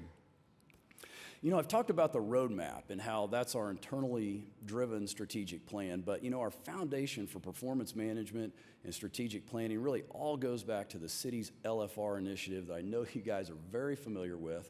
And so I wanted to share some of our LFR strategic results. The first one is centered, of course, right around safety, and that is our goal, our stretch goal, if you will, as a strategic result, is for 90% of our bus passengers to be or to report that they will feel safe at the transit center, the bus stops, or while riding the bus by 2024. Up in the top right, you can see our recent performance. We finished 2021 with about a 74% level of safety. Again, not where we want to be with our strategic result, but relatively consistent with our performance over the last several years. And I think when you think about the dynamics of how we've delivered service during our pandemic environment, to be able to maintain essentially our safety levels, I think is certainly a good thing for us. I won't go through all of the other data points on the slide, but I did include those just to make sure the council was aware. We ask a lot of questions about safety, not just kind of general overall feelings of safety. I did want to point out two of our results, and that is our COVID safety precautions and how safe our customers feel riding their particular route. Saw some significant increases. And then, of course, we still have a little bit of work to do on regaining where we were a few years ago on safe operation of bus. The next slide touches on our core value to be there. And so to be there means that we show up with our whole hearts, we're eager to learn, and we're ready to serve our community, and we're ready to serve each other. And so again, I have some images here that hopefully will just kind of convey our efforts to be there for each other and our community. In the top right is our recent recruit class. We are aggressively recruiting, like many city departments are, to fill positions. We recruit from all areas within the community. We try to recruit diversity, of course. And one of the things we've been doing in terms of being there for our community is partnering with the Spiro Project. If you're familiar with that organization, their mission is basically to help refugees establish and settle in Oklahoma City. And as you may be aware, there's recently been a group of Afghan refugees that have come to Oklahoma City. The Spiro group is involved in getting them settled. We have provided some specialized transportation to support the Spiro Project's efforts. And at the same time, we have been trying to recruit some of those individuals to serve employment vacancies within our organization. And so here in this class, we actually have one of those Afghan refugees that is training to become part of the Embark team. In the bottom left is an image of our one of our outreach events for our mobility management programs. As you know, our mobility management primarily caters to seniors, and it's really a group of kind of more, not necessarily traditional public transportation services, but still vital transportation needs within our community. And then I also wanted to just remind council, you probably are already aware of it, but we did have 3 of our employees receive the Harriet Tubman Award from Truckers Against Trafficking.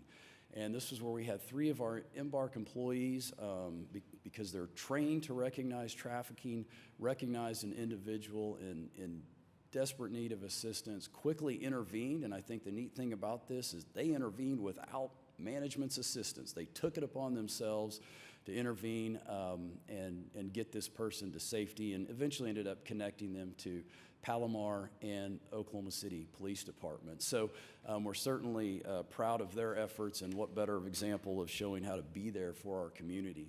I mentioned some non-traditional type transportation that we provide, and this next slide actually represents about 110,000 trips that we estimate we will provide by the end of the fiscal year, again, in some categories that aren't necessarily directly tied to public transportation, but we're able to provide these needs through different funding sources than, say, the FTA. We're able to leverage some CDBG planning funds through our partnership with the planning department. And the area-wide aging agency is a huge supporter of some of these efforts. But again, I won't go through all the numbers, but this will give you an idea of kind of how many trips we provide in these different categories. As you can see, our homeless and low-income bus pass programs and our non-emergency medical are clearly our 2 largest categories of this kind of specialized transportation. At the same time, I did want to point out some of our newer innovative transportation solutions with Palomar, where we are the provider of transportation for clients of that facility, and then also our Climb Ride program, which is a partnership between various nonprofits and the Arnall Family Foundation. So again, we have a strategic result related to being there for our community, and there's no better example of being there for our community when you're a public transportation provider than making sure you're reliable, right? We show up on time, we get people where they need to go, when they need to get there. And so we have a strategic result that basically sets a goal that 85% of our bus trips are gonna be on time by the year 2024. And you can see, looking at the top right of your slide, we've been pretty consistent, right around 69, 70%. In this fiscal year, we're estimated to finish at about 69%. And really, the only way we feel like we as an organization are going to be able to dramatically move the needle on that and hit that 85% goal is in future years, as we hopefully incrementally are able to implement our comprehensive operational analysis that I know council has been briefed on. That should set our bus system up for more success in terms of being able to deliver on-time performance. There's a lot of variables that go into that, but just one of the basic things that we're looking at is the average mile per hour that we use to calculate bus travel time. It's changed. It's changed from when we set these routes up back in 2013. So anyway, again, sharing a few other data points with you as far as on-time performance goes. You can see streetcar is at about 95%. Our Embark Plus paratransit is at 93%, and then as I mentioned, fixed route bus for 2022 is at 69%. All right, our next core value that I wanted to highlight is to be open, and this is where we keep our minds open to ideas, people, and possibilities. And again, I have some examples I'd like to share with you on our efforts to be open. I think the first example I'd like to share with you is adjustments we made to Route 18. And I may have mentioned it before earlier in the year, but Route 18, serving Lincoln Boulevard primarily, was one of the very last routes that we had in our system that we had not been able to get to 30-minute frequency. It was still running on 1 hour. We did not have weekend service. But, you know, as a transit provider, we have to constantly monitor our community, our routes, identify trip generators, see what is changing. And so we know along Lincoln, between the new Homeland, between the market at East Point, the employment agency along Lincoln, soon there will be a MAPS Senior Wellness Center. We said, you know, hey, let's see what kind of trips we can generate by improving the service to that area. And so Route 18 has really, this year, outperformed really all of our expectations. I think earlier I had reported about a 59% increase in ridership. Through April, we've actually seen about a 78% increase in ridership on Route 18. So enhancing the frequency in a corridor that has trip generators has certainly led to improved ridership. Okay, bottom left, this is another a great story in terms of being open. This is a group of our frontline employees, union officials, and management. And we are meeting together in the Arts District Conference Room, and we're trying to solve a problem. We're trying to figure out, you know, we've got a collective bargaining agreement that kind of governs how we're supposed to assign extra work, and it's not really working right now. It needs to be modernized. So this group of employees, managers, union officials met. They came up with some ideas. In fact, you can see we had Lori Hurd from the Budget Office facilitating that discussion. I think she's here today, so thank you, Lori, for your help with that. And basically, it's just a process of collecting ideas and getting people to be open, and how do we change it to make it better for everyone. And so I'm pleased to report that we now have a pilot program established where management and frontline employees, union officials have agreed to this pilot program, if you will, so that as we come up to collective bargaining agreement negotiations here this summer, hopefully we already have the roadmap, if you will, to be able to successfully integrate this into our contract. So just an idea I wanted to share with you about being open. And then finally, as you know, we've introduced some electric assist bikes to the Spokies Bike Share program, being open to new technology. Now, probably the best example that I can share with you in terms of being open, our biggest project is the Rapid, right? This is our bus rapid transit, first to our region, first to our city. And we are certainly optimistic about this premium level of service and how it's going to continue to elevate the status and use of transit within Oklahoma City. I'd also like to take this opportunity to remind council that if you haven't received your invitation yet, I think you have, but if you haven't, May 26th is our big reveal event at the Oklahoma City Convention Center of our new bus rapid transit vehicles. So similar to how we previewed the streetcars when they arrived, we're doing the same with our bus rapid transit vehicles. And we'll also showcase some of the other pieces of the Embark fleet. All right, so the next slide is a timeline of our bus rapid transit project, but I'll start by pointing you to the top of the slide. This is our strategic result related to being open, and that is ensuring that we construct and launch our bus rapid transit on time. This is a similar to performance measure to what we set up as we were bringing the streetcar online, and so we've really kind of replicated that process with the BRT, and so we are on time. So far, we are within budget on the project, and overall, we would consider the BRT to be about 60% complete. We're going to begin construction next month, actually. We'll finish construction about a year from now in the summer of '23, and we will launch service in the fall of '23. Now, I won't go through all of the time points, if you will, on this timeline, but I did want to draw your attention, if I could, to kind of the middle of the slide, that spring and early summer of 2023, because this is where the BRT timeline really influences our operations budget. There's $2 million of additional funding in the FY23 proposed budget for BRT startup expenses. And primarily those expenses are people, right? We have to hire operators, we have to have a certain level of supervision. We're going to add a recruiter / HR position to help us recruit, and also add some positions or a position in our training department. So overall, we're looking at adding 27 positions related to the BRT in this fiscal year. And you can see about 24 of those we want to start hiring next spring. And the reason for that is obviously we know it's going to take some time to recruit, train, hire, but we also want to have those employees fully trained and be able to operate the BRT service in a phase that we call non-revenue, much like we did the streetcar. We will actually simulate the service without any passengers or any customers until we've passed all of our safety certifications and go live in the fall of '23.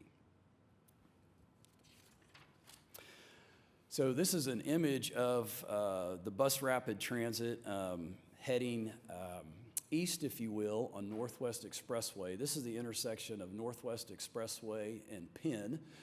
Probably intuitive, since you can see the Penn Square Mall sign up there in the top left of the slide. But we wanted to show this image. We've shown a few images of the bus rapid transit stops at 23rd and Classen.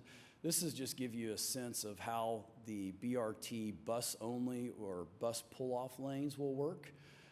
As you can see, it's a safe refuge for the bus to get out of the traffic. And then as the passengers board or alight, the bus will ease back over towards the furthest right lane, if you will, there, wait for a traffic signal to give the bus the opportunity to travel ahead of the traffic, and then the automobile traffic will follow the bus. So again, just wanted to share this example of a bus pull-out lane. Jason, I'm sorry to interrupt you, but could I ask a question? Yeah. Because of this rendering. So as you approach the stoplight, I see only bus lane. If an automobile wants to turn right off of Northwest Expressway onto Pennsylvania heading south, do they stay in the current lane where that one blue car is? Yeah, and they do not get in that bus-only lane? That is correct. And you know, it's a similar movement, if you will, that we have with some of our streetcar intersections, where kind of the opposite, but for example, the streetcar is in the far right lane, if you will, making a left turn. So it's that's one of the reasons why we are going to have to be so diligent in our safety certification, is to make sure we have all that signaling working and all of that signage working as well, and that our bus operators continue to maintain their defensive driving posture, if you will, knowing that not all of the motorists are going to understand that, especially from day one. Sure, right. Well, thank you. Again, I apologize for it. No, I'm fine. Thank you for the question. Okay, so next slide here. Again, in the idea of being open, what are people saying? We do annual customer surveys, and we do non-rider surveys every other year. That's because we want to hear what our customers, what our residents are saying about public transit. It helps us design and improve our system. And so just sharing with you some of the top categories of enhancements that our customers requested. You can see that the top two are really about running service later during the day. We had when we asked our customers, you know, what is the one improvement you would like to see in the transit service? 20% said they'd like to see more routes after 7 p.m., so more night routes. 19% said they would like to see weekend service until 10 p.m. And then I won't go through the whole list there with you, but I just thought it was interesting that kind of the top two we're all about running that service later. And if we would rewind to 4 or 5 years ago, it was all about frequency. But again, with the support of council, we've been able to make some of those frequency improvements, and so now they just want the bus out there longer. So there we are. All right, our next core value, be kind. We care about each other, and it shows through our words and our actions. Again, some images for you. We received an invite to the One OKC event here recently, so we participated in that event as we have in years past, and so this is just a great image, I think, of some children having a book read to them at that event. In the bottom left of the slide is just an image from our community health fair. Pleased to report that we were able to resume having our community health fair at the Transit Center this last fall. Obviously, we suspended it 1 year for obvious reasons. And this is actually our 10th year to be able to bring that health fair to the community. So we're very, very proud of that. And then hopefully this summer we'll be partnering with Area-Wide Aging Agency and doing the fan giveaway to some of our senior clients again. So thinking of being kind and, what is our strategic result that relates closest to being kind?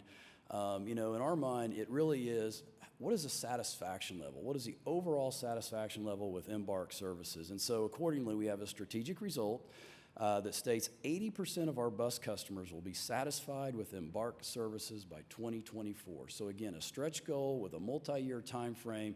You can see that in 2021, when we asked that question to our customers through the survey conducted by ETC, 78% of our customers indicated that they were satisfied with our bus service. And so again, thinking about the challenges of the last couple of years where we have had capacity constraints. We've actually had to refuse transportation to people because of capacity constraints.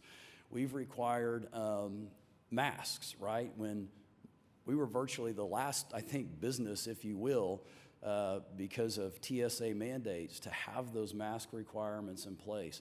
The challenges it created for operators to try to maintain that sense of safety and customer service, but, use social distancing. I mean, it was a totally different way to deliver service, new rules we never had anticipated imposing on our employees or our customers. And, to have 78% satisfaction, I think, is just really just a credit to our transit professionals and what they're doing every day, whether they're operating a bus or keeping that bus maintained or cleaning a bus stop. I hope they're listening, and we'll certainly share this with them, but it's really to their credit. Overall satisfaction ratings with streetcar, about 97%, and as I mentioned, 78% on the bus side. So next slide is really just another way to look at our overall satisfaction ratings, and wanted to include this just to show that we only had 6% of our customers give us any kind of a negative rating. It's that 16% that's neutral that we really have opportunities, right, to sway.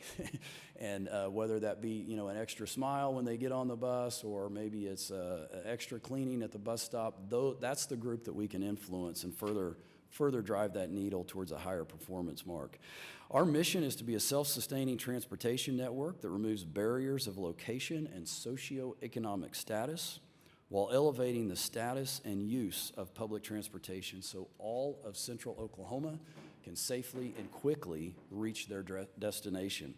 So thought it'd be interesting to include an infographic here of the typical transit rider profile. I know this information is somewhat familiar to council, but presented in a little bit different way. And if this type of infographic can be helpful to you at all as you're answering questions or visiting with constituents, we're happy to provide that to you. But I won't go through all the data, but it's probably no surprise that on the bus side of our operations, we have a slight majority of customers that are male.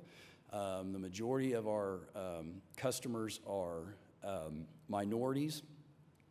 And 70% of our customers require 1 to 2 transfers to get to their destination. So it's a lengthy trip time for some. At the same time, 32% of our customers indicate that they're full-time employed, and 40% of our customers use transit to get to work. So I always like to touch on those employment numbers and the amount of trips that are used to get to work, because although transit serves a vital service for quality of life, it is also impactful to our economy. People generally take transit to either go to work and make money or take transit to go somewhere and spend money.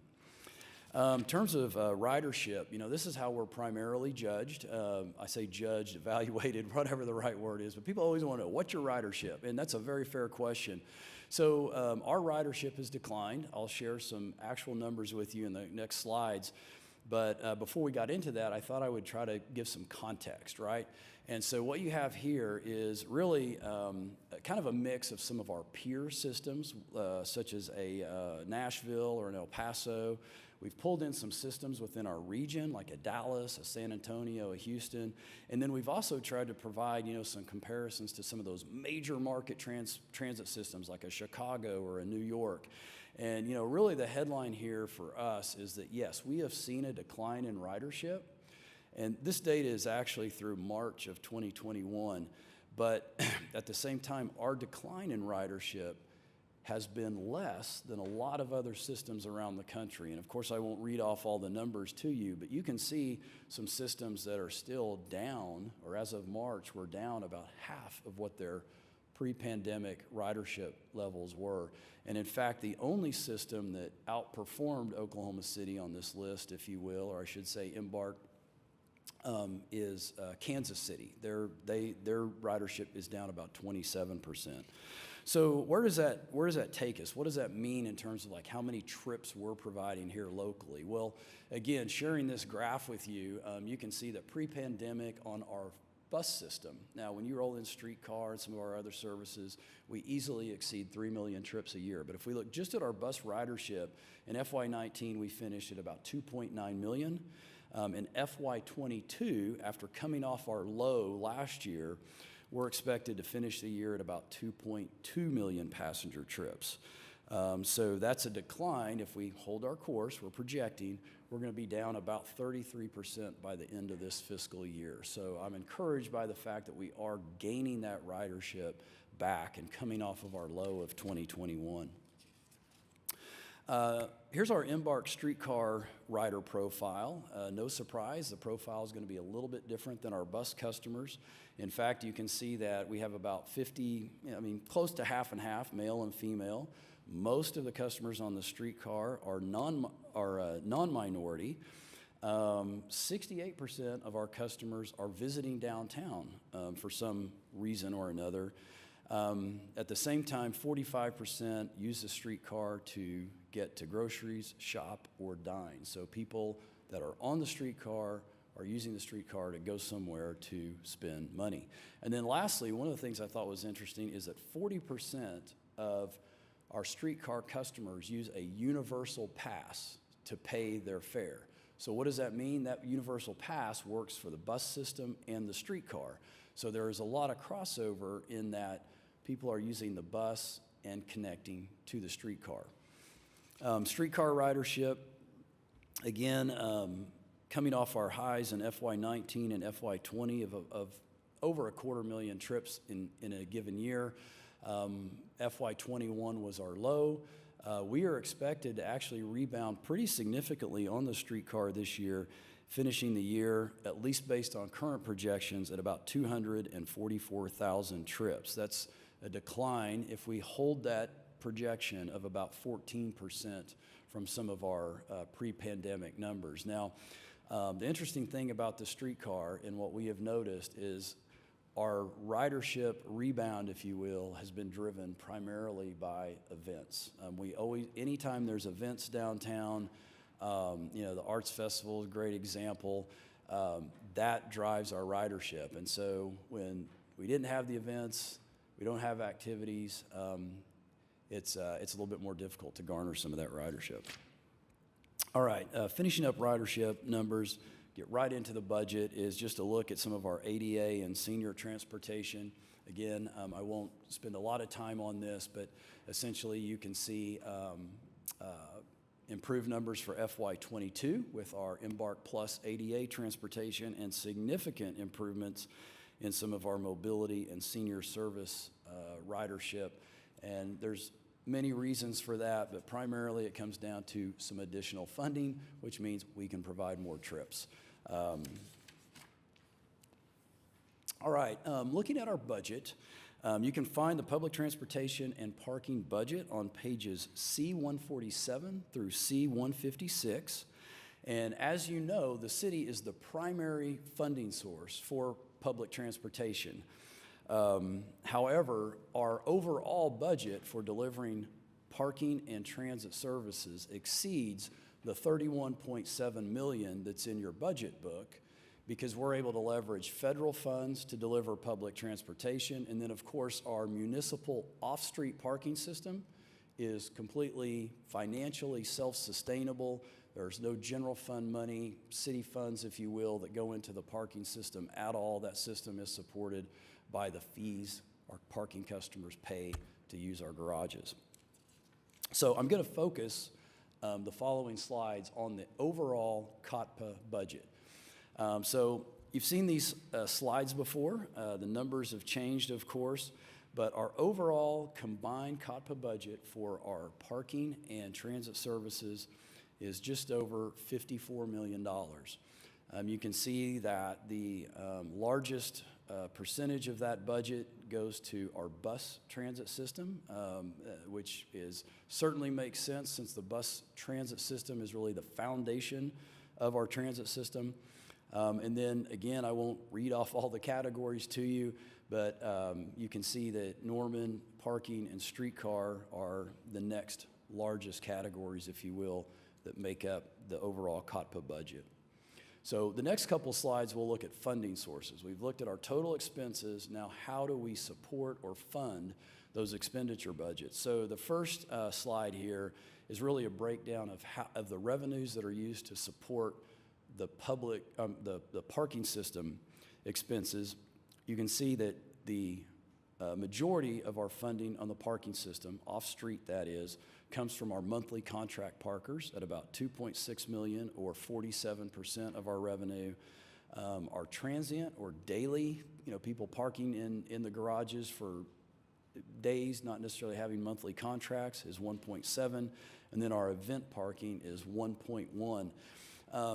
And I will mention that because of some of the technology, we're actually able to not necessarily have to have staff at our garages in what we would consider to be event mode as much as we used to.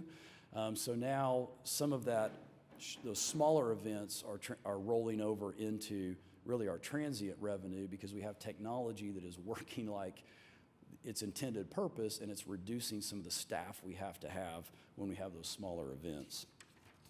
And then funding sources for public transportation, again, we've mentioned the city is the largest portion of the funding. That's a direct payment from the general fund to support public transportation, primarily bus service and streetcar service. I should mention that in the previous slide, we had a budget for Embark bus service in Norman.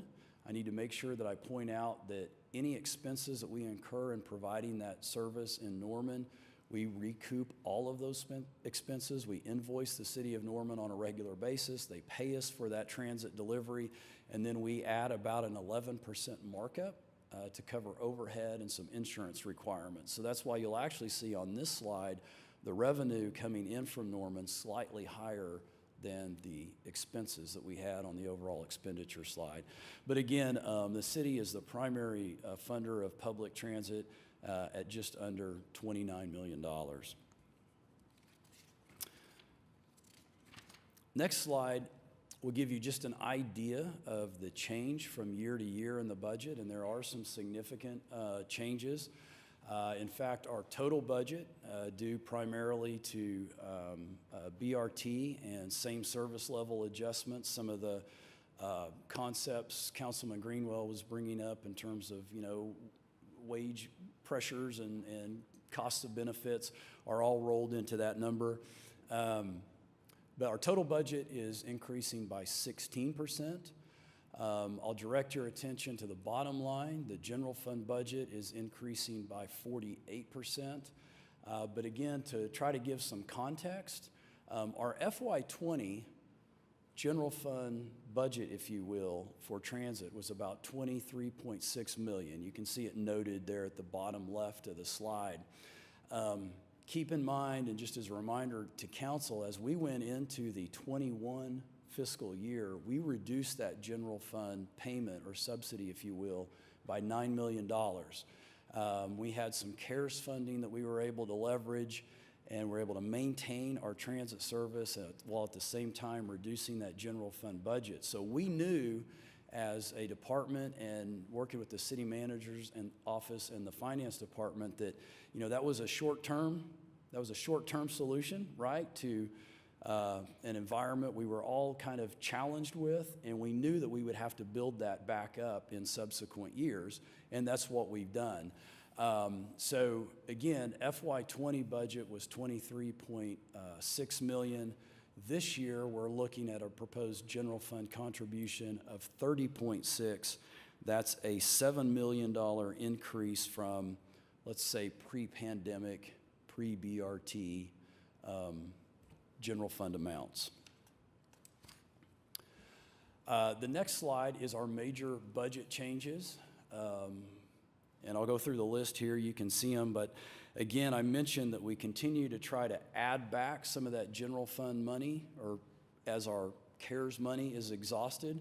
So this budget includes an addition of $2.6 million of basically replacement. CARES has been spent. Now we add back the general fund. Startup costs for RAPID, or the BRT, I mentioned earlier, about $2 million. Regional Transportation Authority, or RTA, contribution of about $500,000. On-street parking enforcement of just under $500,000, and that's primarily for positions for enforcing downtown parking. And it's probably worth mentioning, I know I've shared this with council, but we are in the process of implementing a downtown parking study that was completed in 2019. We kind of put it on hold in 2020, and now we're looking to make and implement some of those recommendations. We are still in discussions with stakeholders. We will have something to bring to council that we believe is a consensus, if you will, of downtown businesses and the downtown districts. But one of the major components, if you will, and what we heard from stakeholders was just the idea of trying to be able to enforce parking, you know, in a way, basically enforce parking in a way that's a little bit more consistent, but at the same time, I would say supplements the efforts that the police department is already doing. As we know, they do a fabulous job with enforcing parking and doing all kinds of other things.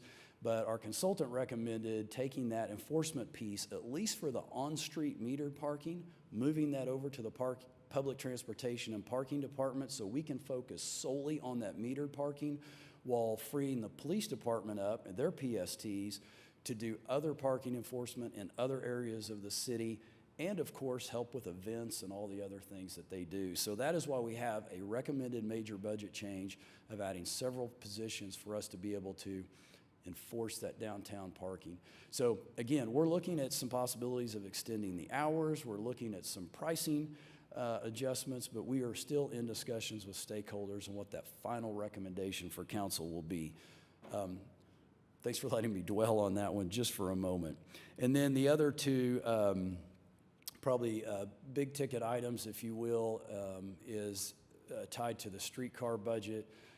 Streetcar maintenance and safety increases, basically bringing on some extra staff for the safety component, particularly of streetcar. And our streetcars are now out of warranty, and so we've increased the budget for streetcar parts.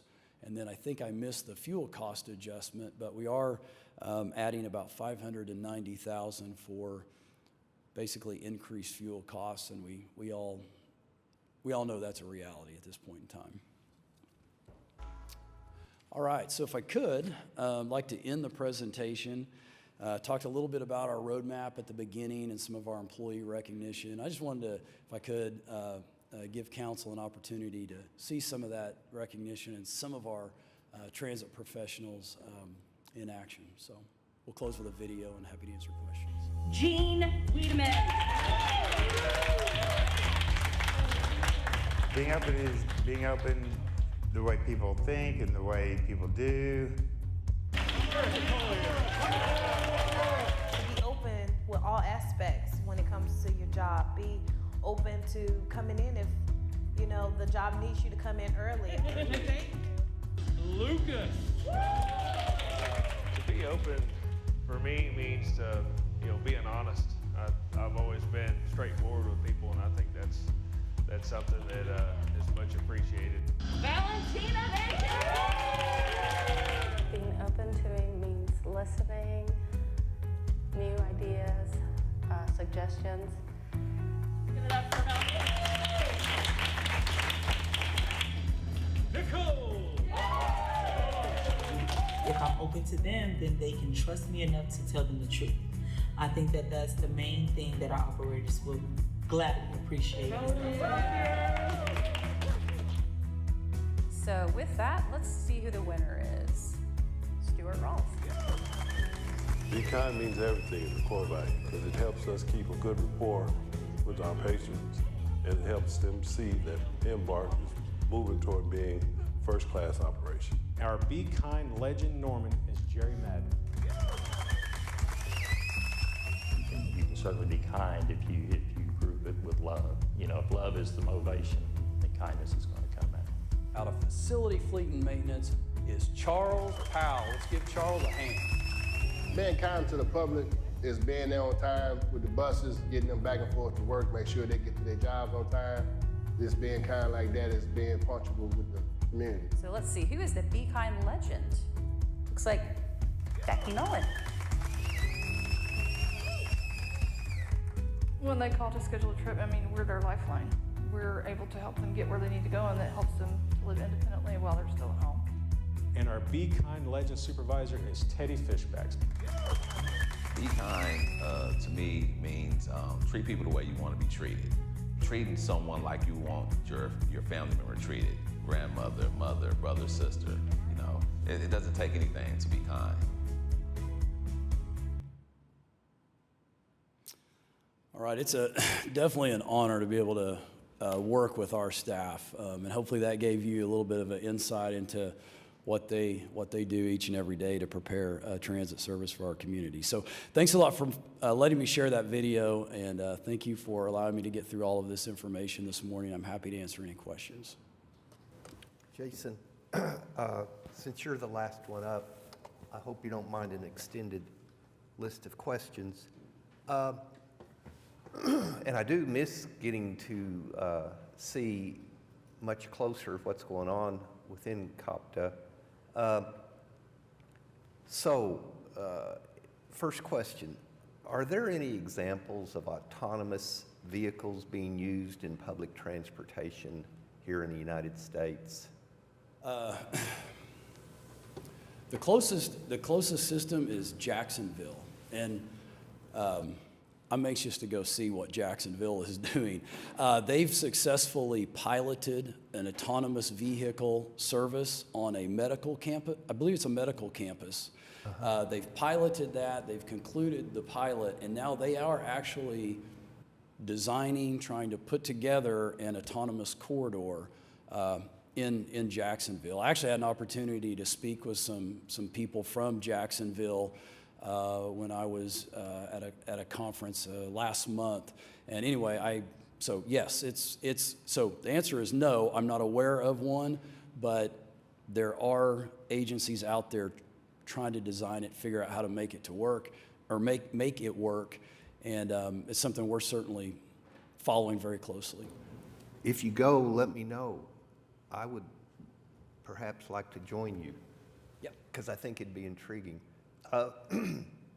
So, it's been a few years since I was involved with COPTA, but I do remember going down to one of the national meetings, and the vehicles that were being showcased at that time, just the appearance of them would make me want to ride a public transportation vehicle. Is the rapid bus transit new facility, new vehicle, is it going to be something similar to those designs we saw a few years ago, very modernistic, forward-looking, or will they just look like the regular buses? Well, we like to think it's going to look pretty good, pretty modern. In fact, when we were at the factory in Alabama, again, a month or so ago, inspecting those buses, we got all kinds of compliments on the design. You know, they're like, wow, we haven't used those colors before, or, you know, those colors really pop. So we're optimistic that they're going to be well received, and we're really proud of the look and feel. At the end of the day, they are a 40-foot heavy-duty transit bus. However, like you say, it's really the amenities, and particularly how you dress them up on the inside that make it different. So we're using some flooring that we've never used with a nice modern design, if you will. We're using high back reclining seats with armrests. As you know, with BRT, probably one of the best experiences from the customer standpoint is not having to interact with the fare box at all and level boarding. So it operates just like the streetcar, where you simply, bus pulls up, both doors open, front and rear doors, board and alight, and you're on your way. So yes, we think they're going to definitely be able to tell them from a regular Embark bus. That's great. I'm looking forward to that. I will be interested, though, to see the impact of once that system is introduced in terms of ridership. And we really think, based on our earlier, now keep in mind these are several years old because we did them several years ago, but we really think with our ridership estimates, I mean, we're optimistic it's going to be our best performing route by far, you know. Yeah. And it'll be really interesting too to see the connections, how many people are using the fixed route to connect to it. And then I was going to mention that, you know, you mentioned when we attended one of the expos, expos, and looked at some of the vehicles. This last expo that we were at had several of the autonomous vehicles. So they are around the corner. Yeah. They are at these conferences, and they're trying to get people to buy them. So the technology is looking to be out there. It's an exciting time for sure. Can you give me just a very brief update on the possibility of a regional transit system, and what is the main driver as to whether or not this will come into play? Yeah. So one update is that you know the RTA is standalone government entity meeting regularly, meeting once a month generally at a minimum, and the RTA is moving fast on getting high capacity transit for this region in a position to be considered for FTA funding. And there's obviously a sense of urgency now, especially with all the infrastructure money that's available, right? We've got a window here, and we got to be ready for it. Right. As you know, I serve as the interim executive director for the RTA, which basically means we just handle all the paperwork and pay the bills, that kind of thing. But we are in tune with the consultants and working on an alternatives analysis that will be completed in July, maybe June, but probably July. And that alternatives analysis is going to answer a lot of questions for the region in terms of like, okay, what is this going to cost capital-wise? What is this going to cost to operate annually? What are the ridership projections? How frequent would in this case, the commuter rail, the train service operate? What would the hours be? It's going to it's going to paint the picture so that then the biggest obstacle, if you will, is being able to get in front of the taxpayers really and say, do you want to fund it? So we've got to have that plan, and then we've got to have dedicated funding to even get to the point where the FTA would consider it. But we are moving fast. Well, for those, anyway, I'll try to keep this response brief. No, yeah. But in terms of the traffic, it's unbelievable that people would be against any type of alternative, possible solution to reduce the amount of traffic on I-35 between Norman and Oklahoma City and coming in from Edmond, as well as the east. I travel out to Shawnee daily, and the traffic coming in is unbelievable. And I'm sure it's the same way out west as the western part of Oklahoma City. I say it would be unbelievable to see somebody being against that, but yet we saw a lot of opposition about a proposed turnpike trying to relieve some of that heavy traffic, and so I'm sure there'll be some opposition to something like this, even though you can't deny that it's not necessary. I mean, it's, Yeah, we would agree, and you know, I should have explained when I started my answer, just as a refresher, the high-capacity transit that the RTA is working towards connects Edmond, Oklahoma City, Moore, and Norman, and it's all in that existing BNSF railroad right-of-way. So, different from the turnpike, there's not any displacement, Exactly. if you will, Yeah. that's anticipated. We'll we'll have negotiations with BNSF. I'm going to be in Fort Worth a week from, well, next Monday actually, where we're going to start. We've been negotiating with BNSF, but this is a significant meeting with BNSF to negotiate commuter rail and freight rail sharing that corridor. And then finally, to your point, the other item that the RTA recognizes, of course, is Tinker Air Force Base, Right. the region's largest employer out to the east. Mhm. So right now, the RTA is focused on that commuter corridor from Edmond to Norman, and then how do we get out east to serve Tinker? exactly. Whether you're coming in from I-240 or I-40, you could see a significant drop-off once you pass that. But it draws, that being Tinker Air Force Base, so many people further east back into the city area. I mean, it's absolutely necessary. So your request to, for additional funds to enforce on-street parking, I think is appropriate. I think it's a great idea. I would say we need to allocate all the funding out of the on-street parking meters to COPTA to offset that. Currently, it's going through the general fund. The on-street parking. Yeah, currently it goes through the general fund, but then we pay COTPA for the work that they do, like where they're doing Yeah. collection and all of that. So there's a payment that's there. That's how this would work too, is that the funding would come through, it would pay for the additional positions for the enforcement.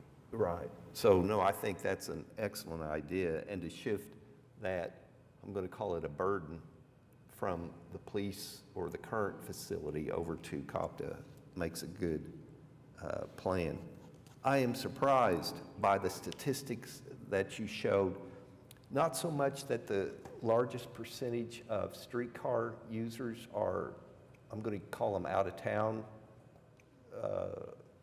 users, but I'm surprised by the correlation in terms of, I think it's a pretty high percentage, 40% of those individuals paying with a pass, and yet they're out of town. They're not what you would suspect to be daily users of COPTA.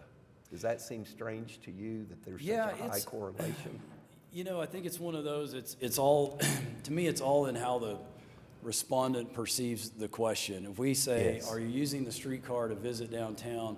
To some, it could be, you know, sure, I live in, I don't know, Capitol Hill, and I'm Yeah. visiting downtown. Right. So it's, you know, I think we have to take that into consideration, especially considering that we really haven't seen the full potential, in my mind, of what the Oklahoma City Convention Center is going to Correct. bring to the streetcar. And so as we begin getting more conventions, more truly out-of-state, out-of-city people to use the streetcar, we'll probably have to look at refining how we ask that question. But I really think probably some of those are, they're visiting downtown but live in Oklahoma City. I see. Thank you for clarifying that. And so one of the concerns I hear from the public is the lack of ridership in the streetcar. And I know that particular service has probably been as hard hit as any of the public transportation services due to COVID. So I'm hopeful that it will see a big rebound as we move forward. However, I do think there is concern in the current route in terms of the time that it takes to complete it. And if you were to compare, and maybe I'm just asking for additional information that you could share with the council in terms of comparing the timing, say, of our streetcar system with that of say, Kansas City's streetcar. And I don't know if Kansas City is more like Salt Lake City, which is just a straight line. Is Kansas City Yeah, pretty much a straight line? Kansas City is primarily a straight line, so it's, yeah, it's two completely different design systems. Yeah. And so, and I've been to Salt Lake City, and that is highly utilized, their streetcar system, but it's a straight line. You go up the hill, it takes you to all the retail shopping and beyond, and then you come right back down. I'm saying let's at least keep an open mind in terms of possibly somehow restructuring ours. And then secondly, the potential, I think, would be unbelievable if we could somehow connect downtown Oklahoma City to the innovation area of the OU Health Science Center. I think that has tremendous potential, and that's probably, many years into the future, but you've got to start planning now for that kind of a route to get you out there. I think that would significantly increase ridership if we could somehow connect the two. Yeah, would agree, and I would say, the streetcar itself, in my mind, is a play to the future and the possibilities of Oklahoma City, because you think about the RTA and the fact that it could be bringing thousands of people into downtown to make without their own cars, yes, to that streetcar. Exactly. And then to your point, the innovation district, as we looked at the current route and then possible extensions, the innovation district is certainly one that we did some conceptual study on. And in fact, the 5th Street turnback that was constructed as part of this route, we don't actively use it right now, but we do have rail along 5th Street between Broadway and Robinson. Yes. The idea of putting that in while this route was being constructed was so that if we ever go to the Innovation District, we have that. We would just connect right to 5th Street and come on into downtown. Yes. No, I would keep that idea alive constantly. Okay. So each time you come up here, present that idea. Okay. Maybe it'll eventually kick in. Making a note, Innovation District. Yeah. All right. Are the buses maintaining the same cleaning protocol now that we've kind of got past the height of the COVID problem? Yeah, actually, very few positives we would take from COVID, but one is the fact that we were able to completely change the way we clean and maintain our buses, and we have proven to ourselves that as an organization, yes, we can do all this extra work, if you will, and still put service on the street. And so the buses are still fogged, sanitized, if you will. We have purifiers on all of the buses. We have hand sanitizer dispensers on all of the buses. And we still make masks available. Yeah. So to anybody that wants to use them. And we have the driver shields, barriers, whatever you want to call them, in place as well. So yeah, that's how we do business now. Good. I miss getting the chance to utilize that. Is there a maximum age limit in terms of hiring bus drivers or operators?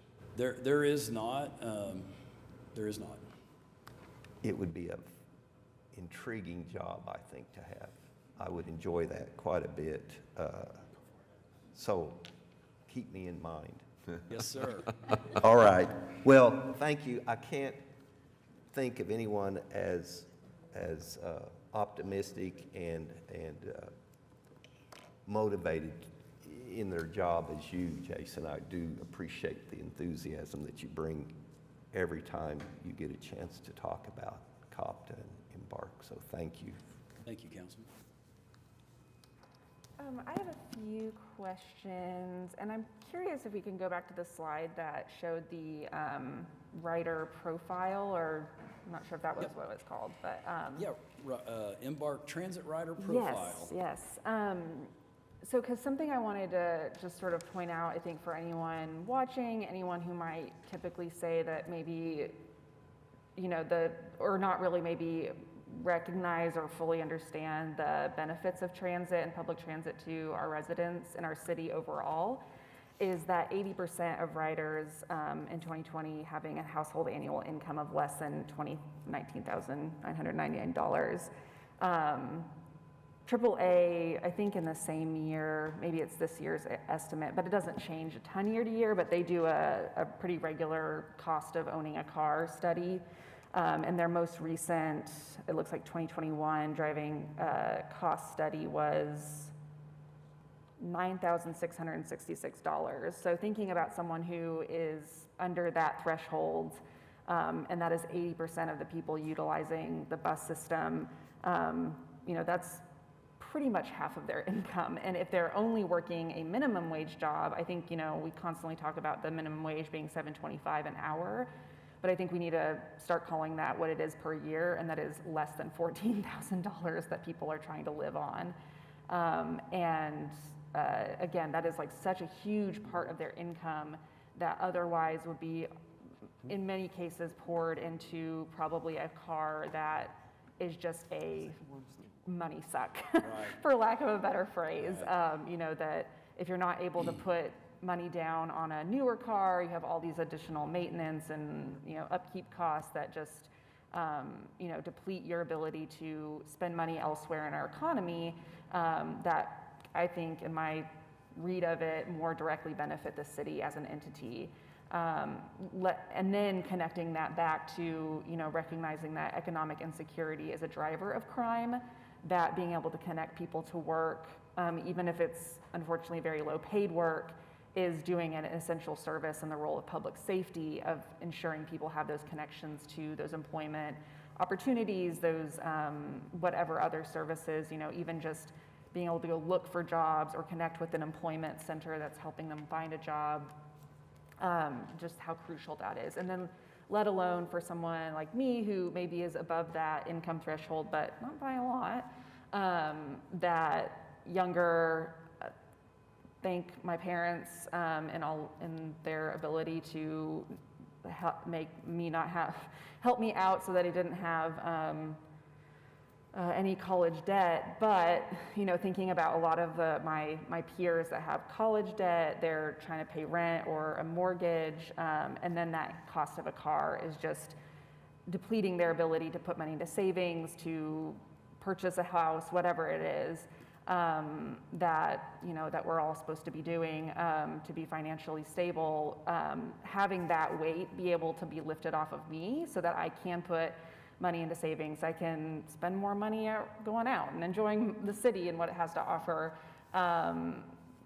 Again, seeing that return on very little investment, in my opinion, of the city. I feel like today's theme is doing a lot with very little from all these departments. And so just want to kind of make that connection, because that really hit me about, I've known that historically, but just I think seeing it in this format really hit me how vital a service this is, and really to the whole just well-being of our city and our residents. I had seen, and I think this was literally maybe yesterday, that Embark was at the Village presenting to their budget kind of conversations and about what potential partnership with the Village might look like to provide transit service. It sounds like it's very initial phases, just sort of like, here's some information, do with that what you will. But I'm curious, because I think about my own ability to get to places that are in that area, and how often they're just cut off because there's not that connection into the Village that either goes through or can deliver me to somewhere in that entity. So I'm just curious kind of what that conversation looks like for you all going forward, and how that might factor into some of that long-range planning for that area of the city as it relates to those routes that kind of skirt around it currently. Yeah, so I was actually at the Village City Council meeting last night, and did present a concept for service to the Village. And we would structure an agreement like that, very similar to how we do with Midwest City, so that essentially, if the Village decided to have transit service, they would pay their proportionate share, if you will. And we generally base that off of revenue miles and do a cost allocation. So we're not looking to spend Oklahoma City taxpayer money to go to the Village.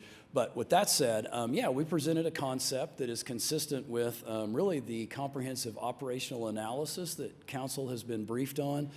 And we kind of proposed two phases. One is like, we could get bus service to the Village currently by simply extending Route 7, right? We would just, Route 7 basically comes out of downtown, goes west on 23rd until it hits May, north on May, and terminates, I believe it's around 59th Street right now.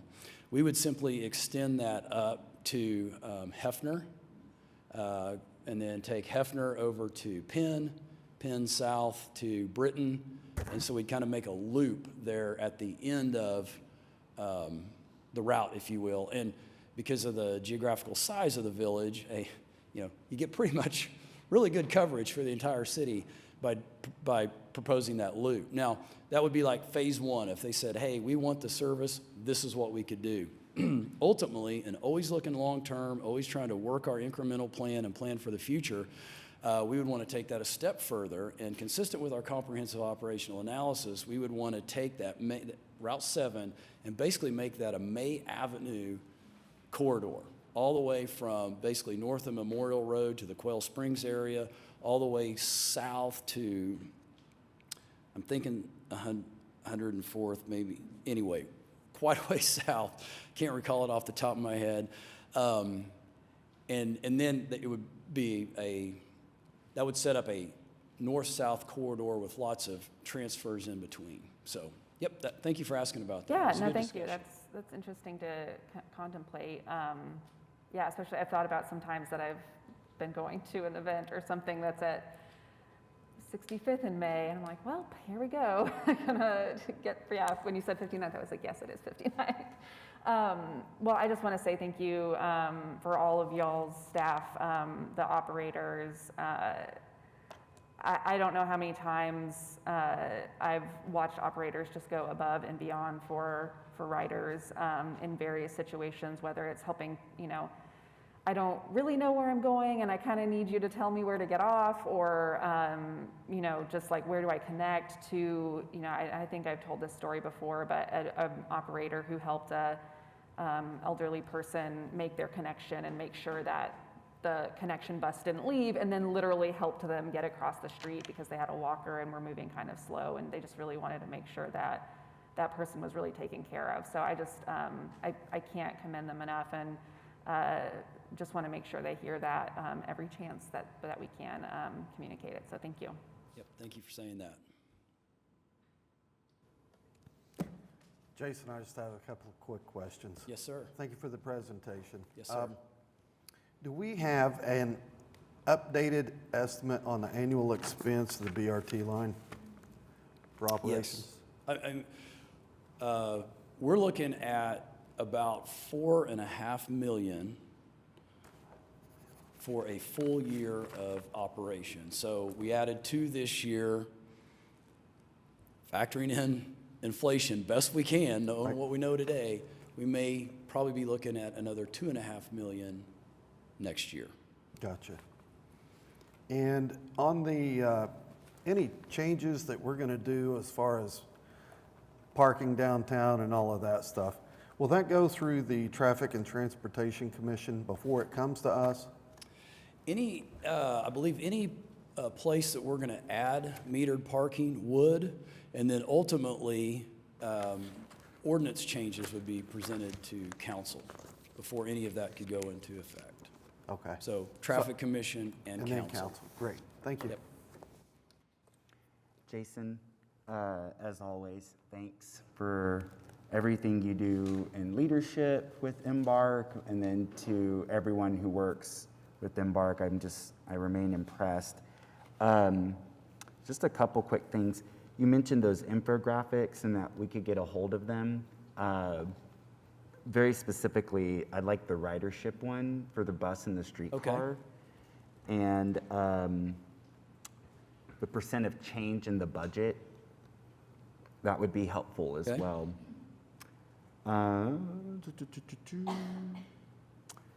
And then I think my only other thing I would add, but it's something, of course, Jason already knows, and I'm guessing at least some on council do, that 70% increase in ridership, I wish David Greenwell were right here right now for this, and I actually wish Todd were too, or Councilman Greenwell and Councilman Stone, because, and I'll say it to him privately as well, but when Councilman Greenwell asked who on God's green earth could be against, you know, the Regional Transit Authority, I have really bad news. Historically, it's been a lot of people. That's the truth of that. And unfortunately, as I've said previously, it's a civil rights issue.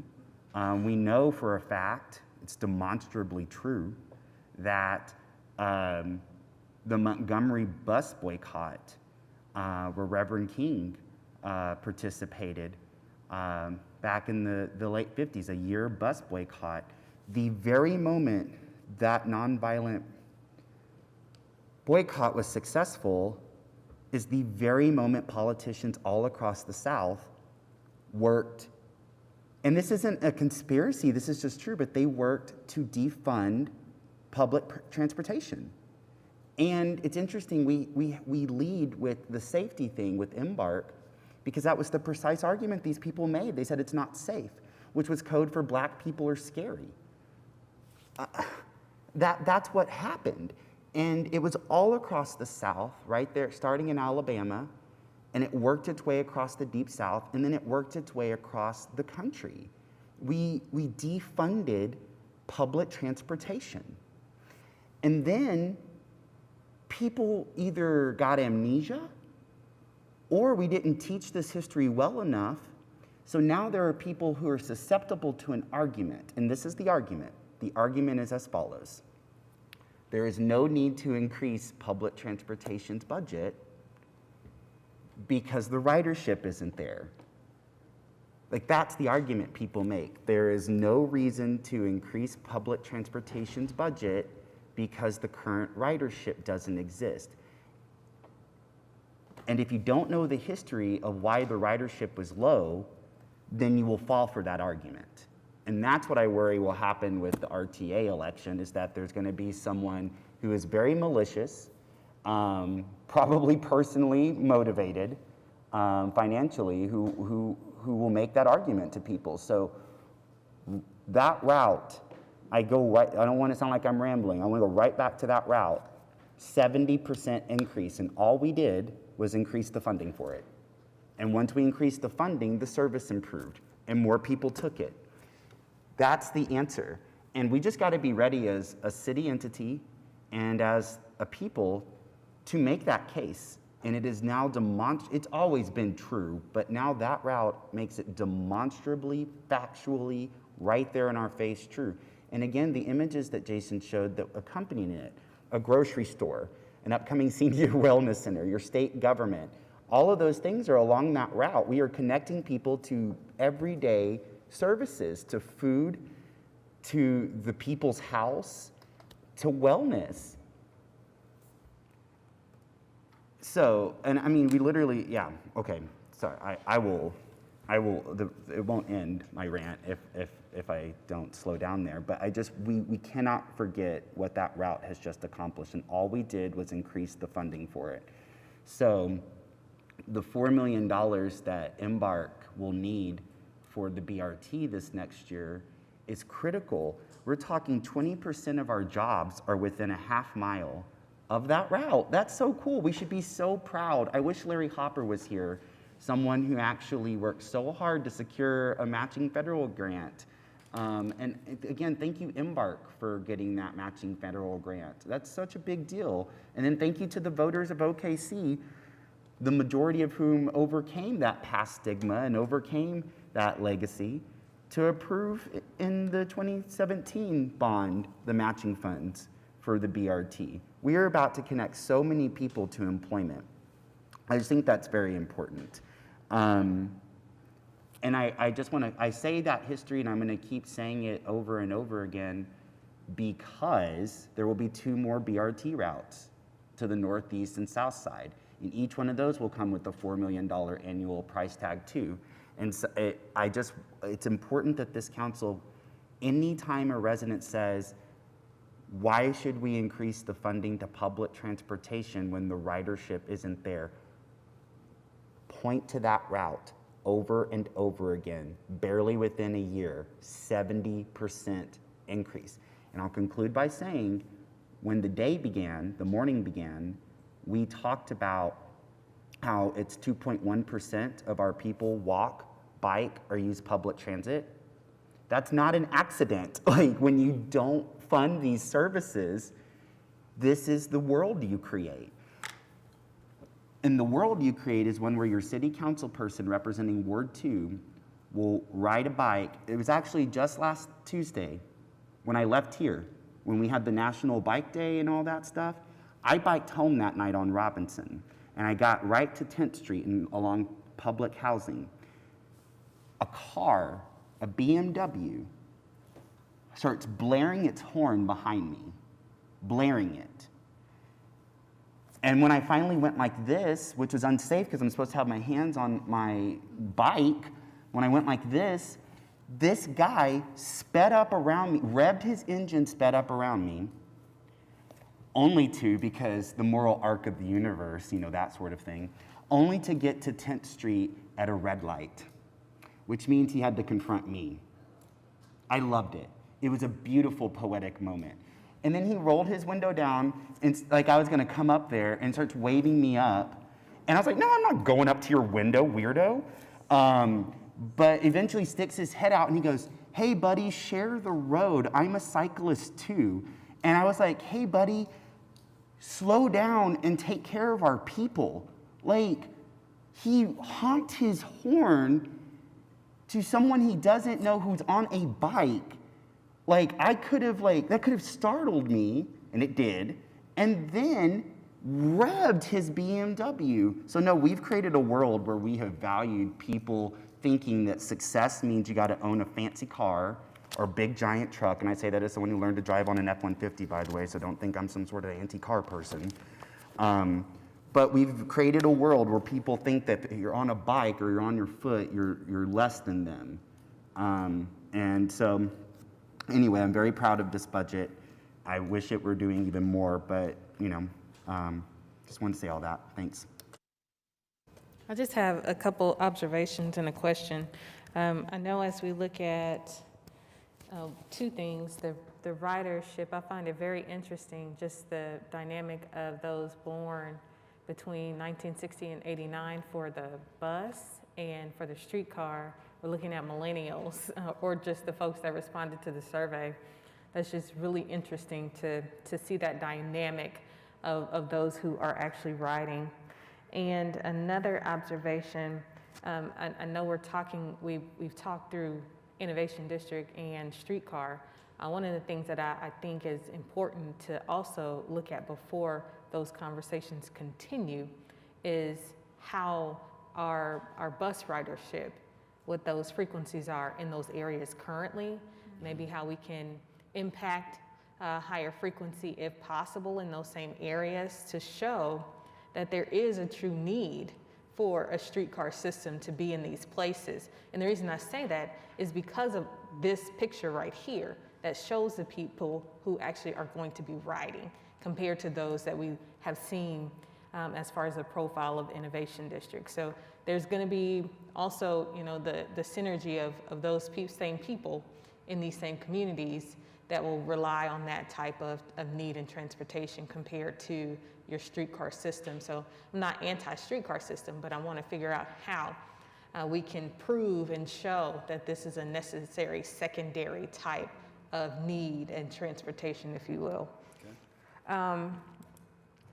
As we look at the on-street and parking enforcement for the areas and extended hours, I know, and if you can correct me if I'm wrong, we've kind of started some of that study in the Midtown area.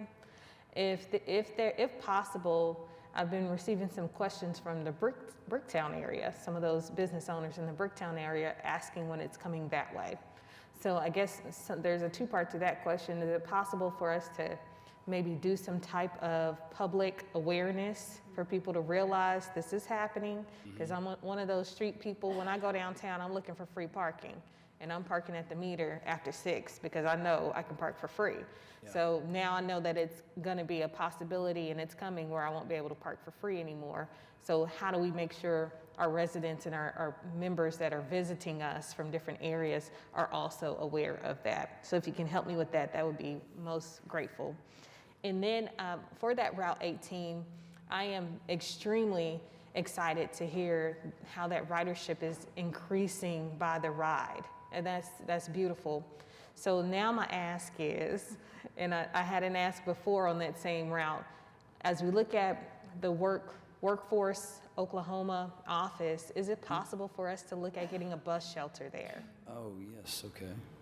That's my only ask. Yeah, we'll take a look at that. Okay, for sure. I really appreciate that. Thank you so much, and thank you all for all that you do, and just the fact that the mobility and the send a ride and all the things, I've seen them more frequently in different parts of neighborhoods that I hadn't really seen before, and that clearly shows that we are helping to meet the need for our community and our residents, so I really appreciate that. Thank you. Okay, we have a resident who signed up to speak on the Public Transportation and Parking Department budget presentation, and that is Edward Morris.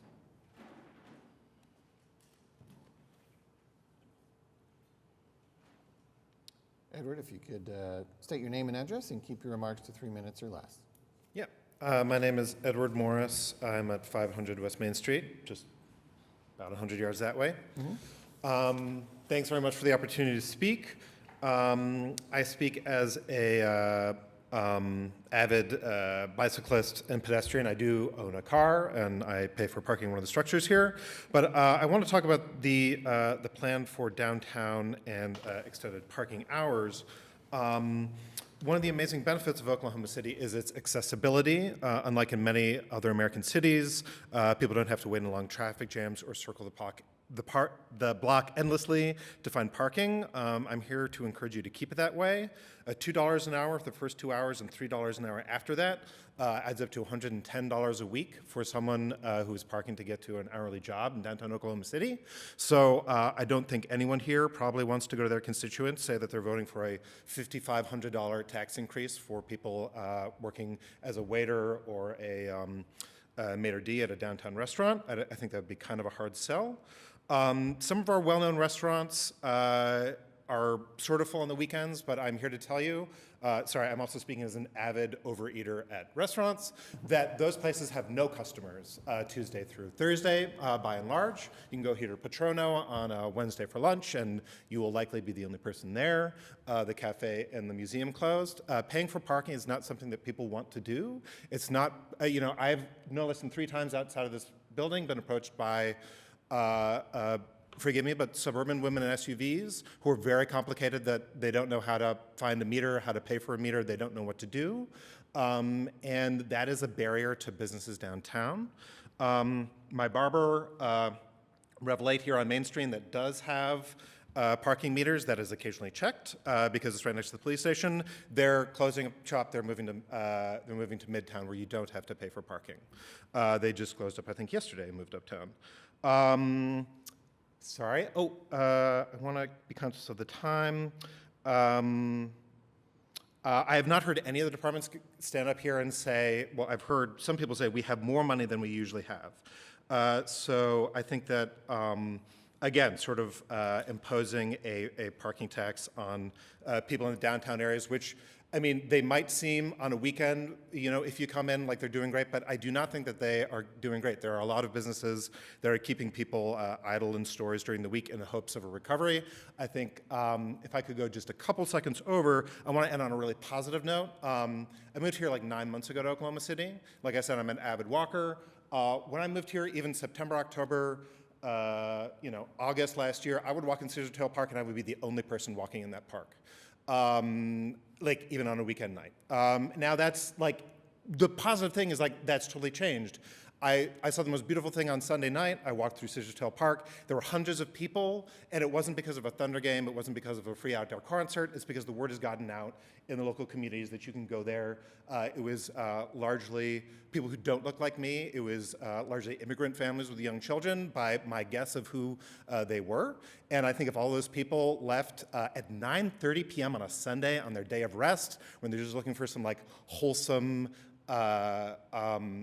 free entertainment for the family, and they had like a, 25, 30, I don't know what the parking tickets are, parking ticket, 9:30 p.m. on a Friday, Saturday night, I don't know how excited they'd be to come back the following Sunday, and that's not a barrier that we'd like to do. Thank you for the opportunity to speak. Thank you. We have no citizens who have signed up to speak under citizens to be heard, which means we have reached item 5, adjournment, and we are adjourned.